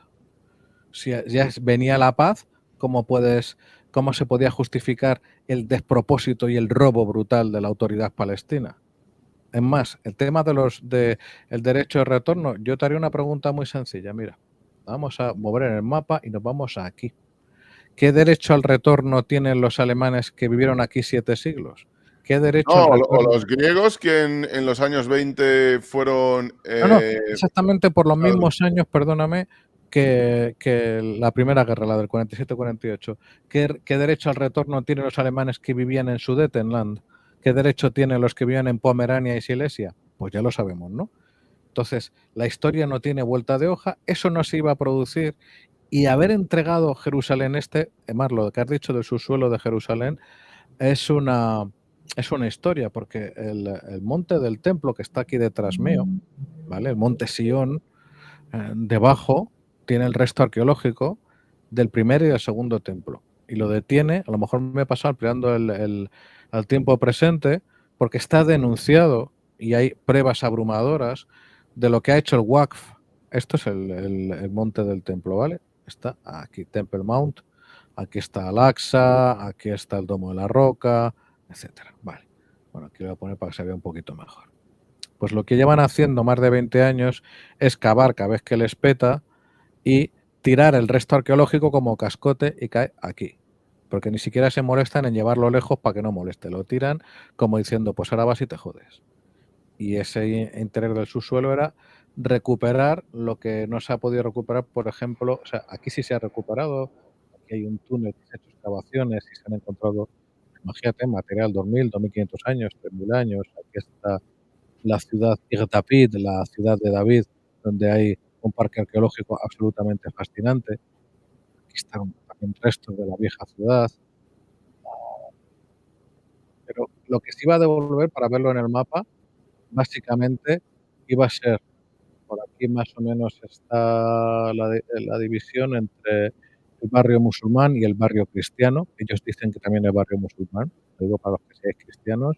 El barrio armenio también iba a quedar en manos no te alejes del micro, Jones. perdón, en manos hebreas y el barrio judío, obviamente, en manos judías. Después, aquí está el barrio de Sheikh Jarrah, yo vivía al lado. Esto iba a pasar a ser, bueno, se ve fatal ahora con el mapa, así se va a ver mejor. Esto iba a pasar a ser parte de la autoridad palestina. Luego iba a haber continuidad entre la colina francesa, la colina de las municiones, mi casa, los dormitorios Idelson y la Universidad Hebrea. Y bueno, pues se llegaría a algún acuerdo, pero cuidado, también hay que decir que las ciudades más grandes dentro de la línea verde iban a quedar en el Estado de Israel y lo que iban a hacer, el plan de Barak era el 97% de los territorios. No se va a volver algo así, porque se vio que no había servido de gran cosa. Y como hemos dicho antes, pues partes iba a entregar estos territorios. Cuidado, aquí viven unos 40.000 israelíes que habría que relocalizar a cambio de lograr la paz. Pero ¿sabes lo que pasa? Yo lo que siempre tuve dudas era de, ok, Gaza se hace más grande, pero no hay continuidad territorial entre los dos territorios. Se hablaron de planes ultra locos. Yo llegué a leer que iban a hacer un túnel para conectarlos. Una cosa Correcto. loca. Era como, what the fuck? O sea, 50 kilómetros de túnel. En fin, que es Que a lo mejor los sin americanos solución. son capaces de financiarlo por ya quitarse en medio del problema, pero no sé. Difícil. En fin, que desde hace muchísimos años yo no veo solución realmente fácil. El principal problema, porque todavía Cisjordania o Judea y Samaria, como lo queráis llamar, es un territorio económicamente viable si está gestionado por gente que no sean ladrones. Pero, y aquí no me lo han contado. Aquí, en esta zona concretamente, podéis ver espléndidos chalés construidos con vuestros impuestos, queridos europeos. Pero una pregunta, Juan Luis. Chungo. En el fondo, la mayor parte de las resoluciones de Naciones Unidas llaman a desmantelar los asentamientos judíos en Cisjordania, a devolver Jerusalén Este a las autoridades palestinas y básicamente a volver, es el plan de muchos países árabes, de volver a las fronteras de 1967, que es bastante cercano a lo de Ehud Barak, al plan aquel de Ehud Barak, bastante cercano. Eso a día de hoy, el plan Barak a día de hoy, ¿por qué no se vuelve a poner sobre la mesa? Porque, bueno, es literalmente imposible. ¿por Es qué? literalmente imposible porque, por ejemplo, tú fíjate, el desarrollo de la izquierda israelí. Hoy no me he traído, y he sido un poco tonto, tenía que haber tenido una camiseta histórica del año 2004 que ponía tropas fuera de Gaza. Y era del grupo Shalom Akshar, Paz Ahora. En aquel momento a mí me parecía, pensaba como otros, que los pasos para la paz llegarían a algún tipo de normalización, etcétera. ¿Qué pasa? Israel sale de aquí, de la franja del sur del Líbano, lo cual fue magnífico porque dejaron de morir chicos israelíes, mientras que, por cierto, hay que decir que tardaron bastante más años en salir las fuerzas de ocupación sirias del resto del Líbano. Pero, en fin, son sus costumbres, hay que respetarlas. Pero cuando se salió de Gaza, la situación de seguridad empeoró en vez de mejorar. La gente de derechas israelí le decía a la gente de izquierdas, chicos, ustedes decían que si abandonábamos tal, iba a ir a mejor y ha ido a peor. Y ha habido un interregno de unos 15 años en los cuales, sí, pero no, el whataboutism, versión pacifismo en Israel. Y al final la realidad ha sido muy terca, muy desgraciada. Ojalá que hubiera tenido razón esa gente. Yo pensaba que la tenían, yo como tanto me equivoqué, y no era la fórmula para la paz, lo cual no significa que yo conozco la fórmula para la paz, pero al menos sí que ha quedado claro que la paz sin no acabo de garantías, entender, porque es que no acabo de entender por qué no es posible volver al intento aquel que estuvo tan cerca de Ehud Barak. porque se respondió con la muerte de 2.000 israelíes, porque ese acuerdo lo revienta Arafat. Luego se ha encontrado, cuando se asaltaron en Jenin sus oficinas, toda la documentación, la tenían en papel, que básicamente demostraba que la preparación para el levantamiento de 2002 llevaba preparándose más de un año. O sea, estaban a la vez discutiendo con Ehud Barak al mismo tiempo que preparaban el levantamiento. Chico, nunca hubo un interés real, entre otras cosas por lo que digo, porque sabían que entonces tendrían que responder de su gestión. Incluso que a lo mejor se jugaba la vida por traidor, porque tenían el recuerdo de Sadat, de Anwar el Sadat. Entonces, mira, ahora mismo lo que se podría llegar, a ver, a esto también hay que explicarlo, no vamos a ir un poquito de tiempo, pero espero que sea de interés. Más de un 80% de las personas que viven más allá de la línea verde, Jerusalén es distinto. Porque también hay que preguntarse, para empezar a hablar, por qué esta línea es sagrada concretamente, que es una línea de alto el fuego. O sea, es la línea que se llega en un momento determinado ya de agotamiento del conflicto de la guerra de independencia, pero que de sagrada tiene, bueno, pues más bien poco, ¿no? Para los judíos haber cedido Jerusalén fue un terrible dolor, pero oye, no fue mucho peor que ceder Hebrón, donde está enterrado Abraham y está Jacob también, ¿no? ¿Sabes lo que pasa? Eso fue en el 48, ¿verdad? Exacto, eso es. ¿Sabes lo que pasa? Que si te fijas, por ejemplo, aquí no hay una línea, aquí hay un área verde. ¿Por qué? Porque era el área de separación, que en otras partes es línea, aquí vuelve a ser área. Esta es mi universidad, que es una islita, porque es como queda congelado el conflicto. De verdad que el conflicto tenía que haber vuelto a ser esto así y volver a dejar a mi universidad separada del resto del país. ¿Por qué eso es sagrado? Que a ver, que llegado a un acuerdo, sí se podían haber alterado las líneas, porque ahora, por ejemplo, todo esto de aquí edificado, a ver, que lo encuentre más o menos hasta aquí, sigue siendo, mira, Pisgatsev, aquí yo tenía amiguetes, pues en Pisgatsev hasta Neve Yakov, que además Neve Yakov es un asentamiento de los años 20, esto es territorio israelí que no va a volver, porque no es una colonia. Aquí van los autobuses, aquí bloques de pisos, aquí vive gente. Probablemente lo que habría ocurrido sería que, insisto, se entregaría esto. Pero como digo, más del 80% de las personas que viven acá, por ejemplo en Modín y Lit, aquí, son inmigrantes económicos. O sea, son personas que están ahí porque los pisos son más baratos y porque ahora mismo la vivienda israelí es criminal en los precios. Hay un 20% que costaría muchísimo más moverlos, pero ahora la pregunta que yo me haría sería, ¿a cambio de qué? ¿Cuáles son las garantías? ¿Cuándo va a ocurrir otra cosa como la que ha pasado aquí? Bueno, la garantía, en mi opinión, es volver a las fronteras en 1967, el plan de Arabia Saudí, etcétera, garantizaría que los palestinos estuvieran de acuerdo con ello y se acabara con el conflicto, ¿o no? O que los apalancaran los iraníes de nuevo o los cataríes. Es que como garantías no puede haber.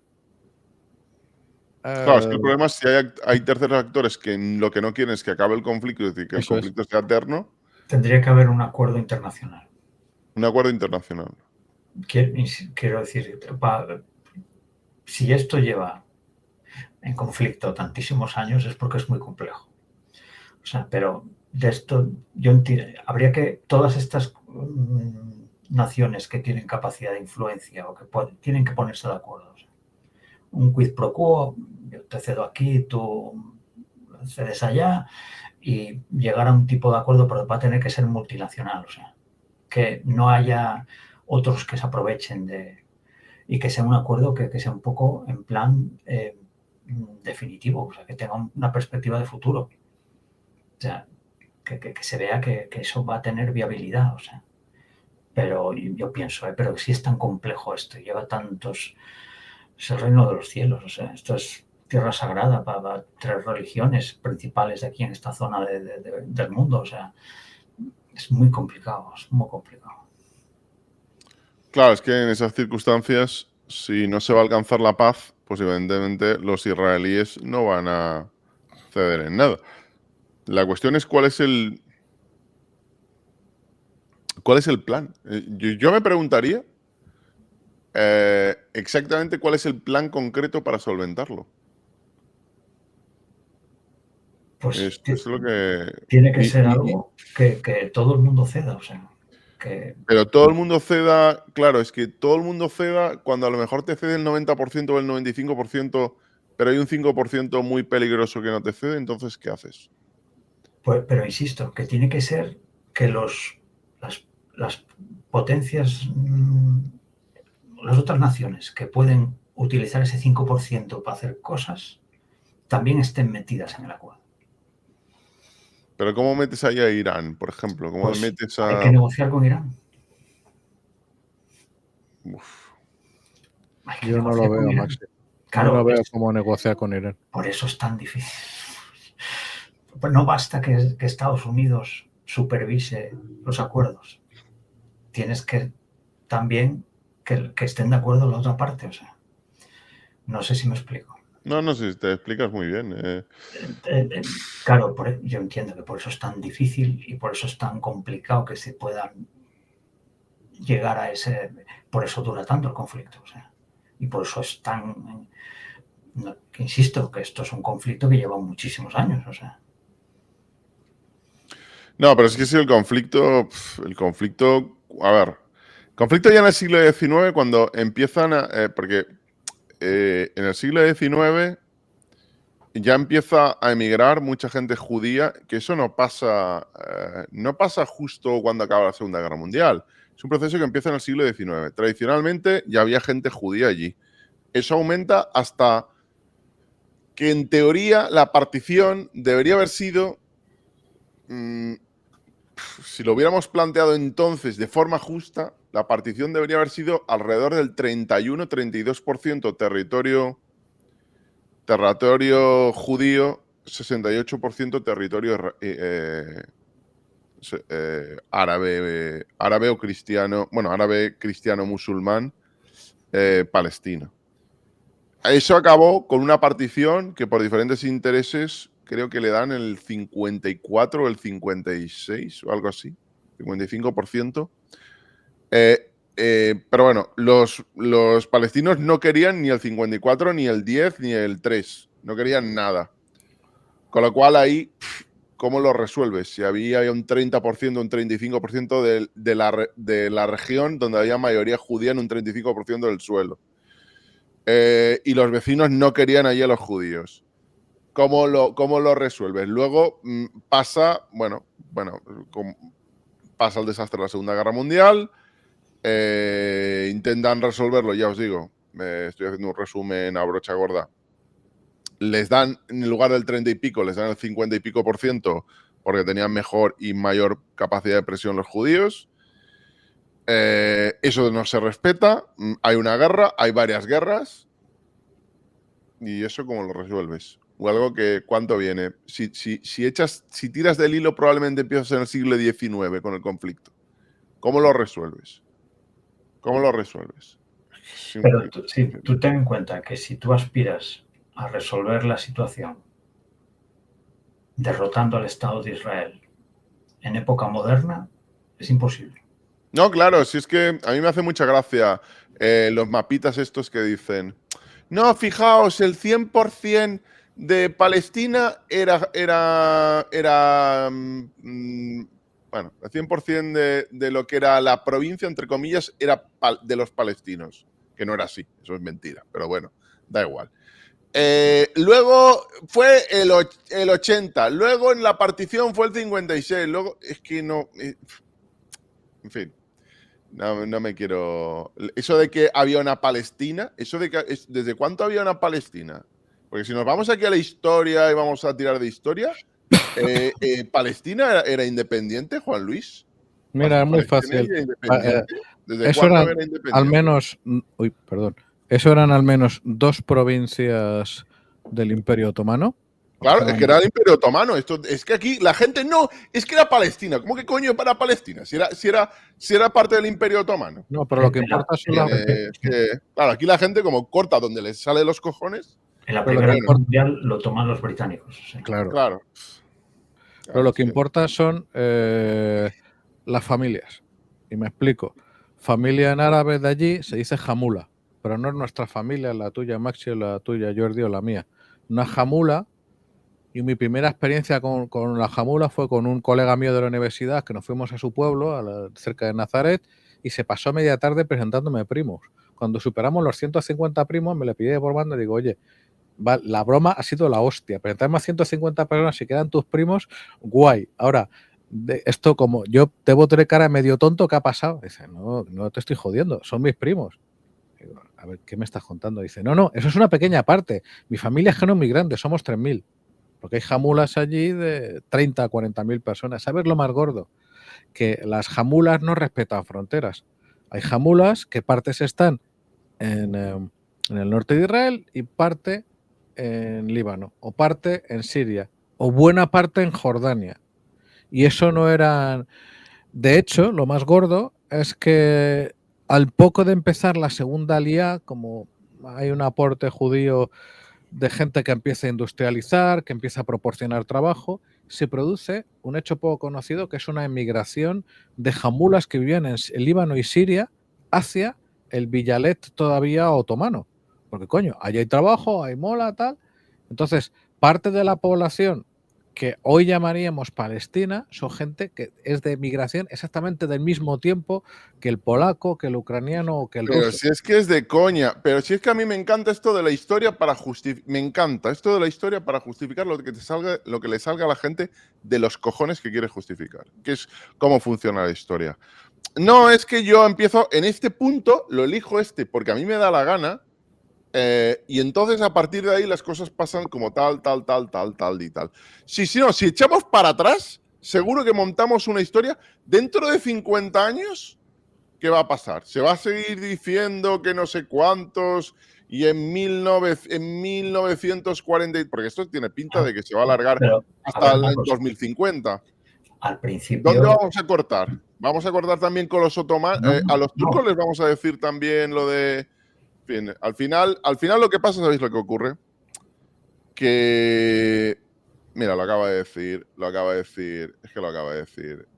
Reiter. La historia la escriben los vencedores. Es que es así. Es que es así, internacionalmente. Pero Jordi, o sea, al principio Juan Luis nos comentó el tema de la brigada Golani en el Masada y de Tito y del templo de Jerusalén y todo el tinglao. Es la religión más antigua de esta zona del mundo. Claro, es que claro, como hay gente que tira de historia, los judíos dicen, no, es que nosotros estábamos hace 10.000 años allí, claro. Es que como cuando tiras de historia, todo el mundo tira lo que le da la gana, ¿no? Y Si como coges empiezan a tirar, pues no, coges si el es que capítulo tú que dices que más estaba ahí, dices, pues no, es que antes estaban ahí los bizantinos y nosotros estábamos hace 3.000 años. Entonces, claro, pues es que el problema es lo que hay ahora, y es mi forma de ver las cosas. Lo que hay ahora, el carajal que hay ahora, donde aquí todo el mundo puede discutir lo que quiera, pero hay un carajal, que creo que coincidiremos que hay un carajal. Eso realistamente, ¿cómo se puede resolver? ¿Sabes qué Ese problema carajal que hay, no atendiendo, es que en Sí. 1890, no. Es lo que hay ahora, ¿cómo se puede resolver? ¿Sabes Eso qué es lo que a mí me problemas que no se parecería pueden resolver, constructivo. verdad? Que no todo tiene solución. O sea, ¿cómo se solucionó el Carajal de la ocupación de Königsberg? Es 2023 y la siguen llamando Kaliningrado, y de hecho el problema se solucionó haciendo una limpieza étnica absoluta. No, fíjate, los turcos, que a mí me hace Correcto. gracia los turcos que han hecho tres genocidios. Tres No, genocidios, no esa uno, tres. gente, Y empezando, han hecho un genocidio sirio, un genocidio armenio, un genocidio griego. 3 genocidios. Con ajá, dos narices, ¿eh? Con 2 narices. Que aquí, bueno, los griegos podrían decir, no, que Estambul es griega. Estambul griega. Estambul es griega. no, totalmente. A ver, es muy jodido. A mí me encantaría que hubiera una solución, que esa gente viviera en paz. Aunque te digo, ¿sabes cuál es una parte de la solución? El muro. El trazado es diferente, está en manos de la Suprema Corte porque parte no ha sido legal. Hay partes que se han ocupado territorios que no se debería. Pues ¿sabes lo que ha pasado con el muro? Que en cuanto se levantó el muro en Cisjordania, se cayeron estrepitosamente los atentados, sobre todo con explosivos. Los atentados con cuchillo han vuelto de vez en cuando, pero de lo que yo conocí en 2003, que ahí fue cuando casi me matan, a lo que es ahora mismo, gracias al muro, el problema ha caído estrepitosamente. ¿Sabes cuál es la consecuencia de eso? Que el ejército israelí no tiene que entrar todos los meses a hacer limpieza de terroristas para proteger a la población. Si tú tienes un clima de seguridad mucho más alto, la gente en Cisjordania tiene como consecuencia un nivel de vida mucho mayor porque nadie le toca los huevos a nadie. Es muy fácil. ¿Cuántos cohetes se han lanzado desde Cisjordania este siglo a Israel? 0. ¿Por qué? Porque la autoridad palestina ha amenazado con castrar al licenciado que tenga esa fantástica idea. El resultado es que aunque no les va tan bien como, bueno, todavía podría irles mejor,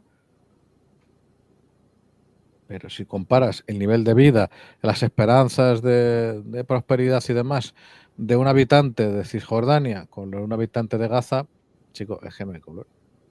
Tienen No, universidades, tienen y todo. de verdad, yo creo que lo que haría falta, yo creo que el mayor, mira, lo que os voy a decir, el mayor problema para resolver esto es que hay mucha gente que no quiere resolver esto. Porque esto aquí no hay que irnos al siglo XIX, al inicio de la migración moderna judía. No hay que irnos no es que en el 2000 antes de Cristo era territorio judío, no es que la evolución, no. Aquí hay que ver realistamente cómo se puede resolver. Y estoy convencido que aquí hay actores que no lo quieren resolver de ninguna forma. No lo quieren resolver. Porque quieren un conflicto en el que haya un bando que sea su deudor, que les deba favores. Y hay gente que lo que busca es que haya un empate en una situación, un empate constante, un conflicto enquistado. Es lo que se busca. Y hay varios actores que estoy convencido, y no hablo de los palestinos, yo creo que hay varios actores internacionales que no quieren la paz. Porque la paz la paz podría construirse, yo creo, y que sería realista alcanzarla, en relación a solo Palestina y solo Israel, y se estuvo muy, muy cerca en algo parecido a lo que propuso Ehud Barak y Arafat. Se estuvo muy cerca en aquel momento. Eso es lo realista. Si empezamos aquí a nombrar, no, es que somos judíos, estamos ahí 10.000 años. No, es que en la guerra de no sé cuántos, es que mira el mapita, que es que el mapita ahora tienes tú más de lo que... No, eso no vamos a ningún sitio. Una forma realista de resolverlo, pero claro, que hay gente que aquí no lo quiere resolver. No lo quieren resolver. Entonces, por cierto, France 24 ha confirmado que las imágenes de niños chiquititos metidos en jaulas de gallinas dentro de Gaza, secuestrados desde los pueblos israelíes, son ciertas. Bueno, yo hasta que no... Bueno, entiendo, no te digo que no sea así, No te digo que no sea así. Pero yo, algo tan fuerte, yo tengo que ver una confirmación, vamos, tiene que venir ahí un medio gigantesco, tienen que haber pruebas muy gordas porque es una imagen muy fuerte. No lo digas muy alto, Jordi, no lo digas muy alto porque... No, si no digo que no sea verdad, No digo que sea verdad. Digo que yo para confirmarlo, no lo digo por este oyente, Digo que yo personalmente, necesito unas pruebas muy gordas porque me parece algo asqueroso. Me parece algo asqueroso y muy fuerte además. Pero bueno, ya os digo, que para mí el mayor problema de este conflicto, es que hay gente que no quiere que se resuelva este conflicto. Algunos países que no quieren que se conflicte.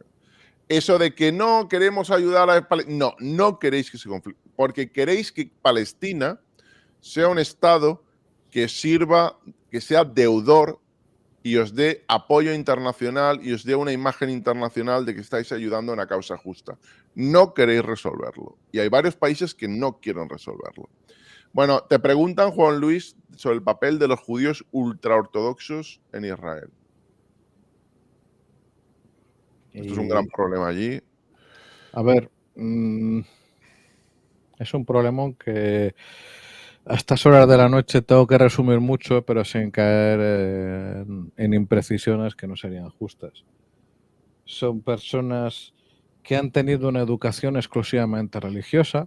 El problema de eso es que una parte de ellos no ha tenido acceso a la ciencia o al conocimiento a nivel bachillerato de hoy en día porque se han pasado estudiando religión todo el tiempo, literalmente. Son personas que una parte de ellas son de un machismo intolerable. Por ejemplo, se niegan a estar en unidades donde haya mujeres, o si unas mujeres están cantando, ellos se tienen que ir o que se vayan las mujeres. Pero todo cambia. Y como no hay, o puede cambiar al menos.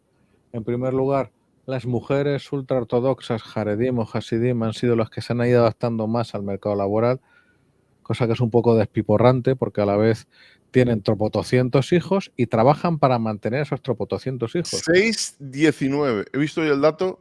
¿Sabéis lo que es una natalidad de 6,19 por familia? Mucho. Eso es una puñetera locura. Eso significa que hay gente que tiene 9, 10 y 11 hijos. Claro, pues ¿sabes lo que pasa? Que cuando esas mujeres trabajan, empieza a disminuir poco a poco la natalidad y de hecho ya ha empezado a pasar. Pero una parte de los ultraortodoxos ya están cambiando la actitud y se están incorporando más al mercado laboral. Tienen problemas porque, por ejemplo, hasta el acceso a Internet hay una parte de ellos que lo tienen severamente limitado o negado por motivos religiosos. Pero sobre todo lo que ha demostrado esta situación es que la amenaza es tan grave que yo quiero pensar que va a reconstruir ciertos puentes de las malas y que va a aumentar un poco la velocidad de No te adaptación. vayas del micro, Juan Luis. Joder, macho, qué noche llevo, perdón.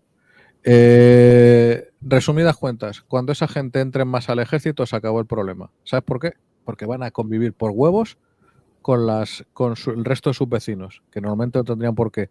Porque van a tener que aceptar normas, aunque, por ejemplo, tú comes kosher, cero problemas. Pero, tío, si canta la compañera al lado tuyo, te jodes y pedaleas. Y no se te ocurra decir nada porque te meto un puro que te baldo. El ejército israelí es el gran igualador y es el gran vertebrador del Estado de Israel. Y si te toca una jefa, pues le cumple las órdenes igual que si fuera. Exactamente, absolutamente. Y eso va a hacer que cambien mucho las cosas, pero no de hoy para mañana. Con todo, no hay que confundir a un fundamentalista judío con un fundamentalista musulmán. Son casos completamente distintos. Ahora una pregunta, desde el desconocimiento. Y tú sabes muy bien que en Israel hay una obsesión con la demografía. Quieren mantener un país que sea al menos un 75% judío o un 25%, que no quieren que el número de judíos baje del 70% más o menos. Para garantizar la supervivencia de Israel tal como lo conocemos, ¿no? ¿Tú no consideras que Israel utiliza a los judíos ultraortodoxos porque quieren ese crecimiento demográfico y luego, bueno, ya no consideras eso? En absoluto, ¿Que lo que porque quieren es que tengan ahí porrón de hijos? no, porque es un problemón. Porque todas esas personas, hay 400.000 aproximadamente varones ultraortodoxos que viven de paguita, para que nos entendamos, Son que no paguiteros. trabajan totalmente. O sea, se pasan X horas en teoría al día rezando y estudiando las yeshivot. Y luego, pues, miramos la realidad y es un poco más complicada. Pero son personas que no producen. El petróleo de Israel no es el gas del campo de Leviatán. El petróleo es el capital intelectual. Exactamente. Y esa gente actualmente pueden ser listos, tontos o medio pensionistas, pero no producen y tienen que producir, porque es un país que no tiene margen. O sea, tú fíjate, la demografía no importaría tanto si se mantiene unos niveles como ahora, porque es muy fácil. En cuanto tú desarrollas una población, automáticamente empiezan a disminuir el número de hijos, porque la esposa trabaja y porque es un problema para que la esposa trabaje tener tropotocientos hijos. Entonces, eso ha ocurrido básicamente en cualquier parte del mundo, incluida la mayoría del mundo árabe, y es lo que va a acabar pasando allí, yo creo. Os pregunta Ogepto, ¿qué podría hacer Estados Unidos para acabar con el conflicto? Dale, Maxi. Uf, ya lo intentó, ¿eh? El acuerdo Lo intentaron con, justamente, creo cuando que más era cerca se estuvo con Clinton, muchos, sí. Ehud Barak y Arafat. Se estuvo muy cerca, muy cerca. ¿Qué año fue aquello, Juan Luis? ¿2000, puede ser? 2001. 2001, justo. Muy 2001. bien. Pues tener la potencia de disuasión suficiente para que esas naciones que tienen la capacidad de dar estabilidad a esta zona lo hagan. Si no tiene la capacidad de influencia suficiente para hacer eso, no va a poder hacer mucho más. Es que Estados Unidos tampoco es... Yo creo que se tiene demasiada fe en el poder. Estados Unidos no ha podido controlar Afganistán. Bueno, no pudo porque se cansó. O sea, Claro, no, pero es que llevan vamos a 20 ver, años ahí. no, ¿Cuántos años iban a estar? bueno, los que fueran.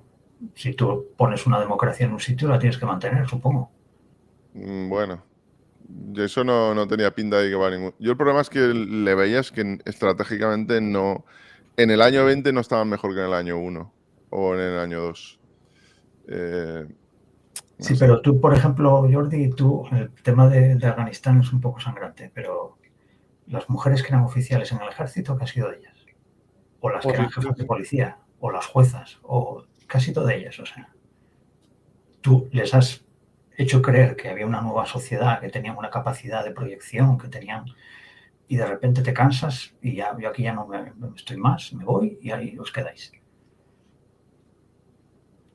Tú no te puedes cansar de ser quien eres, o sea. Hay que apechugar. Vamos con la siguiente pregunta de Ogepto. Pregunta para Juan Luis Chulilla. ¿Cómo afecta esto o repercute a Ucrania sabiendo que la mano de Irán está detrás e Irán apoya flagrantemente a Rusia? Antes de eso me gustaría hacer mención a un tuit de Julio Rodríguez, el famoso ex-Gemad, candidato de Podemos y que fracasó en todas las elecciones. A ver dice, qué ha dicho. Pero esto no lo ha dicho un politólogo o un activista o un payaso con platillos. Lo ha dicho el ex-Gemad de las Fuerzas Armadas Españolas y no lo sé. Estoy temblando. Y no lo sé si llegó a ser, además, Gema, sí que se sacó las alas de piloto en tiempos de Franco y que voló en misiones de combate sobre el Sáhara, pero en fin, imagino que tiene que hacer perdonar este hombre. El horror que representan las consecuencias de las acciones militares sobre la población civil, dice Julio Rodríguez, no debe hacer perder de vista la realidad. 2 puntos. Israel es un Estado ocupante que viola el derecho internacional y los derechos humanos y que oprime al pueblo palestino. Y sale una foto de un tipo con la bandera palestina. Bueno, hay que decir, mira, a ver, hay que decir que yo no sé si he escrito antes sobre lo que ha ocurrido, que debería haber escrito antes si no lo ha hecho, sobre estos atentados terroristas. Dicho eso, Israel, a mí me parece que es un hecho objetivo que no está cumpliendo las resoluciones internacionales, que los asentamientos en Cisjordania no van de acuerdo a las resoluciones internacionales y que el tema de Jerusalén tendría que resolverse. En ese sentido no me parece que haya dicho nada fuera de tono. Dicho lo anterior, y que para mí iría bastante cerca de lo que sería la casi resolución a la que se llegó con Clinton, con Arafat y con Ehud Barak, que está muy cerca, y que al final se la pasaron por el forro. Tendría, si no lo ha dicho, tendría que haber dicho algo de lo que ha hecho Hamas. No puedes no decir algo de lo que ha hecho Hamas. No pueden matar 1000 personas. Perdón, es que es peor. La primera frase, Jordi. El horror que representan las consecuencias de las acciones militares sobre la población civil. ¿Qué acciones militares han ocurrido? ¿Perdón? ¿Acciones militares es coger a esos chiquillos, secuestrarlos, violarlos o matarlos? Eso es una acción militar. Que lo diga un activista, un personaje de mi facultad, que ojo, yo tengo una desgracia. En Somosaguas ha habido y hay investigadores extraordinarios, algunos de talla mundial reconocida, pero a Somosaguas se la conoce por estos personajes que han hecho otro tipo de carrera. Pero aún así, que lo diga un politólogo lo puedo entender. Cuando hablas de acción militar es como hablar de acción de panderetas. En ambos casos no saber de lo que hablas. Pero que un Gemad ya califique de acción militar las acciones de estos días de Hamas, ¿qué se puede decir? No, y es que de la forma que van vestidos, no es precisamente van vestidos como terroristas. No llevan insignias. Vamos, de la forma que van vestidos, eso no es. Tú tienes que ser identificable, ¿no? En un conflicto, Maxi. En el momento que se extralimitaron al asaltar los puestos fronterizos, al tomar las unidades militares, son acciones militares. Pero en el momento que tú tiroteas civiles en una carretera, coches del tráfico que pase, o sea, sí, así es. Que tú hagas las cosas que han hecho, eso ya no son acciones militares. Claro. Son crímenes de guerra. ¿Me quieres decir a mí qué acción militar fue la del festival ese de música? Exactamente. ¿Qué objetivo militar había ahí? No sé.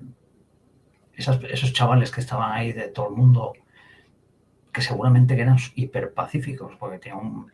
Si es que se veía una estatua de Buda detrás, seguramente era la típica gente que más de la mitad querría una solución para Palestina cercana a lo que los palestinos gente querían. de Alemania, de Estados Seguramente, Unidos, seguramente. ¿Y eso era un objetivo militar? O sea, ¿a ti te parece Hombre, que cazar a la gente civil como si fueran ganado, eso es un objetivo militar?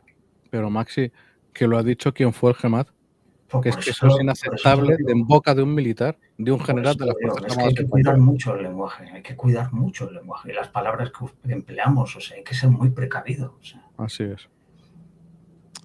Vale, En fin. chicos, vamos a tomar 3 preguntas y cerramos, que es bastante tarde. A ver. Os plantean... Jolín. Hablan ya de...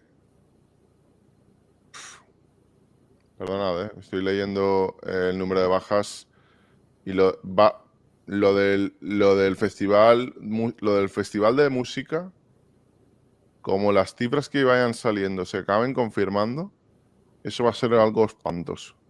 4 Y ya me veces diréis a mí que un festival de música con chicos hippies, con la estatua de Buda detrás, viniendo de varios países, ¿qué lucha por la independencia y la liberación de Palestina es eso? Que alguien me lo explique.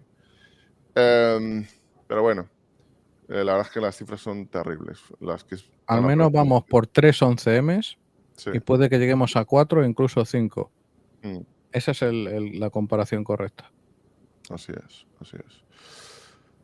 Bueno, os plantean por qué los judíos ultraortodoxos no quieren que exista un Estado israelí o judío.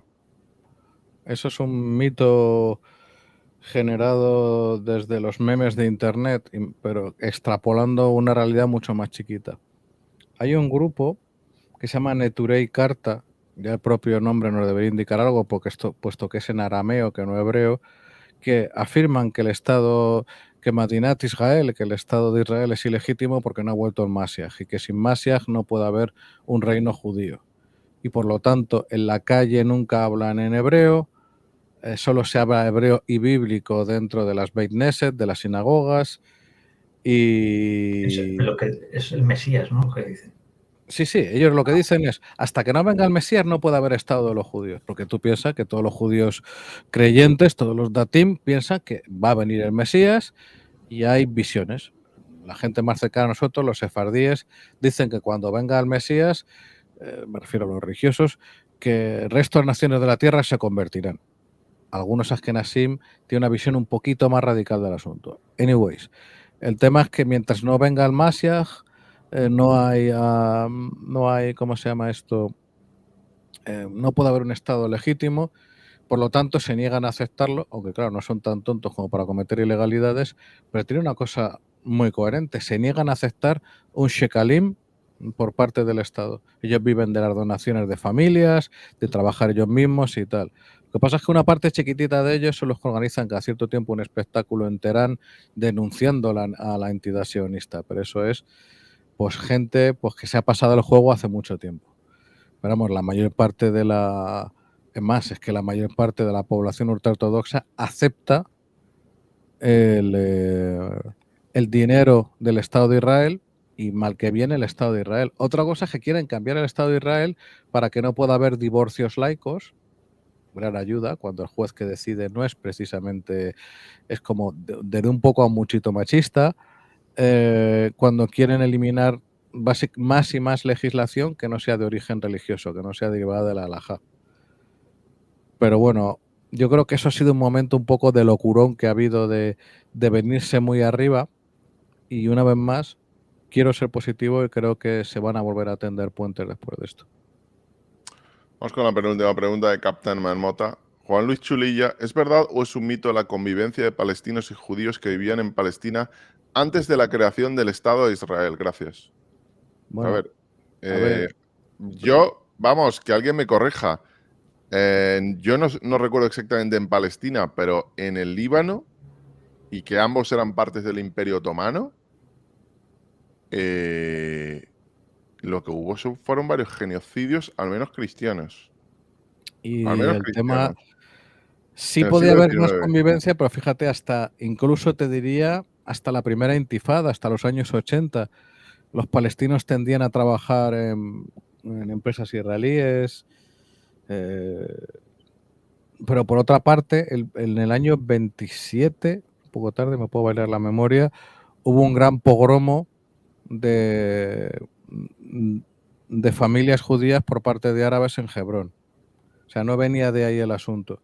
Hubo una gran desgracia para el pueblo palestino, que era Faisal Husseini, que era un tipo que sacó unas fotos estupendas con el cabo bohemio, que abogaba por traer la Shoah a Palestina, lo cual no favoreció la causa independentista al final de la Segunda Guerra Mundial, pero en general, hasta los años 60, una vez que se produjo la independencia, la gente que se quedó dentro de las fronteras de Israel, bueno, yo es que eso lo he vivido. A ver, es que el problema es generalizar. ¿Todos los árabes se llevan mal? No, depende. Si te vas a el Faham, por ejemplo, pues hombre, hay que tener un pelín de cuidadín si eres blanquito. Si te vas a poblaciones al oeste de Ein Karen, por ejemplo, o sea, al oeste de Jerusalén, manda que no me he ido yo veces ahí como van israelíes seculares a comer en Shabbat, te atienden estupendamente. Mira, voy a contar una anécdota, no tardaré mucho.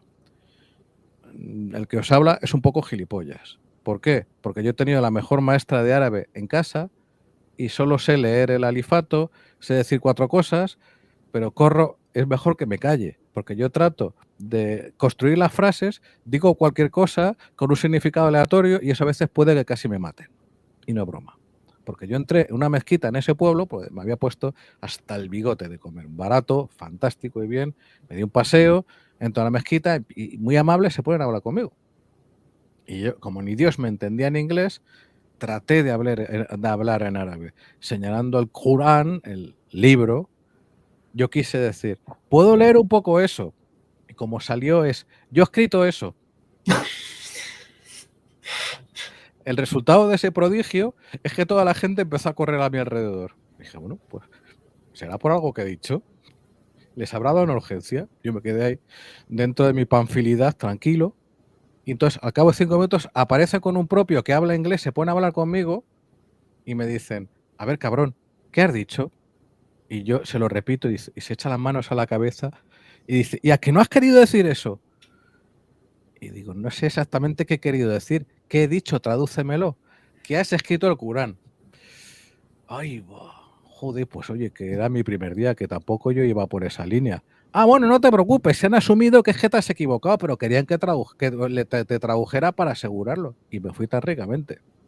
O sea que pensar siempre en los rollos de convivencia, tipo de hay un odio cerval entre unos y otros, pues oye, según con quién te encuentres. Y según los pueblos y un montón de cosas más. Vamos con la última pregunta. Sí, bueno, hemos hablado ya del festival, chicos. Lo del festival va a ser cuando aparezcan los datos. En fin. A ver, un segundo. ¿Me he quedado bloqueado? Ah, ahí, vale.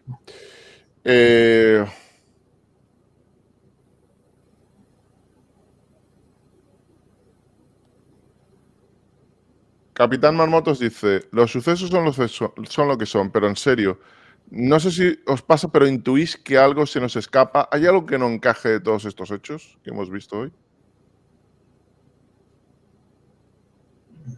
Yo creo que lo más desconcertante es comprobar eso, que ocurre cuando la protección falla. O sea, es sencillamente eso. O sea, hay veces que concurren una serie de circunstancias por buen hacer de unos, defecto de otros, que la nación más preparada del mundo militarmente que todos teníamos en mente, ha pasado lo impensable. O sea. Pues sí, Juan Luis, no sé si quieres comentar, ¿hay algo que te se escape, algo que creas que no cuadre en todos los sucesos de ayer y hoy? Sí, Porque falta continúan, por cierto, continúan luchando y continúa habiendo infiltrados dentro de territorio israelí. Sí, totalmente. A ver, a mí me falta muchísima información. La sorpresa ha sido máxima. Pero una vez que se están aclarando un poco las cosas, bueno, fallo de inteligencia, acción extremadamente atrevida, creativa y de resultados sorprendentes por parte de Hamas. Pero más allá de ahí, de momento no hay nada más. A mí, la verdad, te toca hacer, Maxi, lo que has dicho, para mí, claro, te toca decir lo que has comentado, que me ha parecido una reflexión fantástica al principio de no ha empezado la guerra a la vez. No ha empezado el Frente Norte. Yo no lo había pensado y es absolutamente crítico. Porque si fuera otra cosa, si hubiera un deseo de reventar la región, esa habría sido la fórmula y no ha ocurrido. Entonces, el único problema es que a lo mejor había una idea mitificada de que todos los judíos son inteligentísimos y yo he conocido a alguno que era más tonto que un zapato, porque todos los seres humanos somos iguales y todos cumplimos con o sin prepucio la campana de Gauss y bueno, pues por lo mismo ni el Mossad es infalible, ni Chaja no se equivoca y bueno, pues hemos asistido a una combinación muy especial de buen hacer desgraciado de unos criminales y fallos puntuales que han desembocado en esto. A partir de aquí veremos, pero sí adelanto una cosa, bonito no va a ser. Bueno, chicos, pues, qué decir, gracias a todos los que habéis pasado por el directo. Hemos llegado a ser más de 3.000 concurrentes. Creo que habéis pasado 15 o 20.000 personas durante el directo. Probablemente ese ha sido el directo más visto desde que hemos empezado en el tema de, tratando los domingos, el tema de los conflictos, del conflicto bélico en Ucrania, la guerra en Ucrania. Juan Luis, ¿quieres añadir algo? Sí, que Dios dé luz a sus hijos y les ayude a parar lo antes posible. Maxi. Pues nada, yo daros las gracias a vosotros por haber estado aquí con vosotros, a ti por el éxito que está teniendo el canal y a ti, Juan Luis, porque eres un crack, amigo. Hombre, con todo respeto, lo mismo, Maxi. Bueno. Chicos, me gustaría añadir, y sé que he empezado así el programa, me gustaría añadir que hay que tener una mínima dignidad y respeto por la vida de la gente. Y os repito, como he señalado al principio, que eso es va independientemente de qué penséis y cómo penséis que debe resolverse el conflicto. Yo aquí me voy a mojar y lo voy a decir claramente, es mi opinión. Creo que esto deberían seguirse las resoluciones de las Naciones Unidas. Debería poco a poco ir desmantelándose los asentamientos judíos o israelíes más que judíos en Cisjordania, porque Gaza no tiene asentamientos. Y se debería dar una solución a lo que es Jerusalén Este. Una parte de Jerusalén Este, no sé exactamente, porque se estuvo negociando fuertemente con Ehud Barak y Arafat cómo resolver, pero desde luego debería ser la capital, una parte de Jerusalén Este, la capital de Palestina. Pero esa es mi posición. El hecho de que yo pida a Israel que cumpla las resoluciones internacionales no quiere decir que me parezca mínimamente digno y justificable que violen a mujeres, que maten a niños, y aquellos que lo justifican por cualquier razón, me parecen gente verdaderamente lamentable.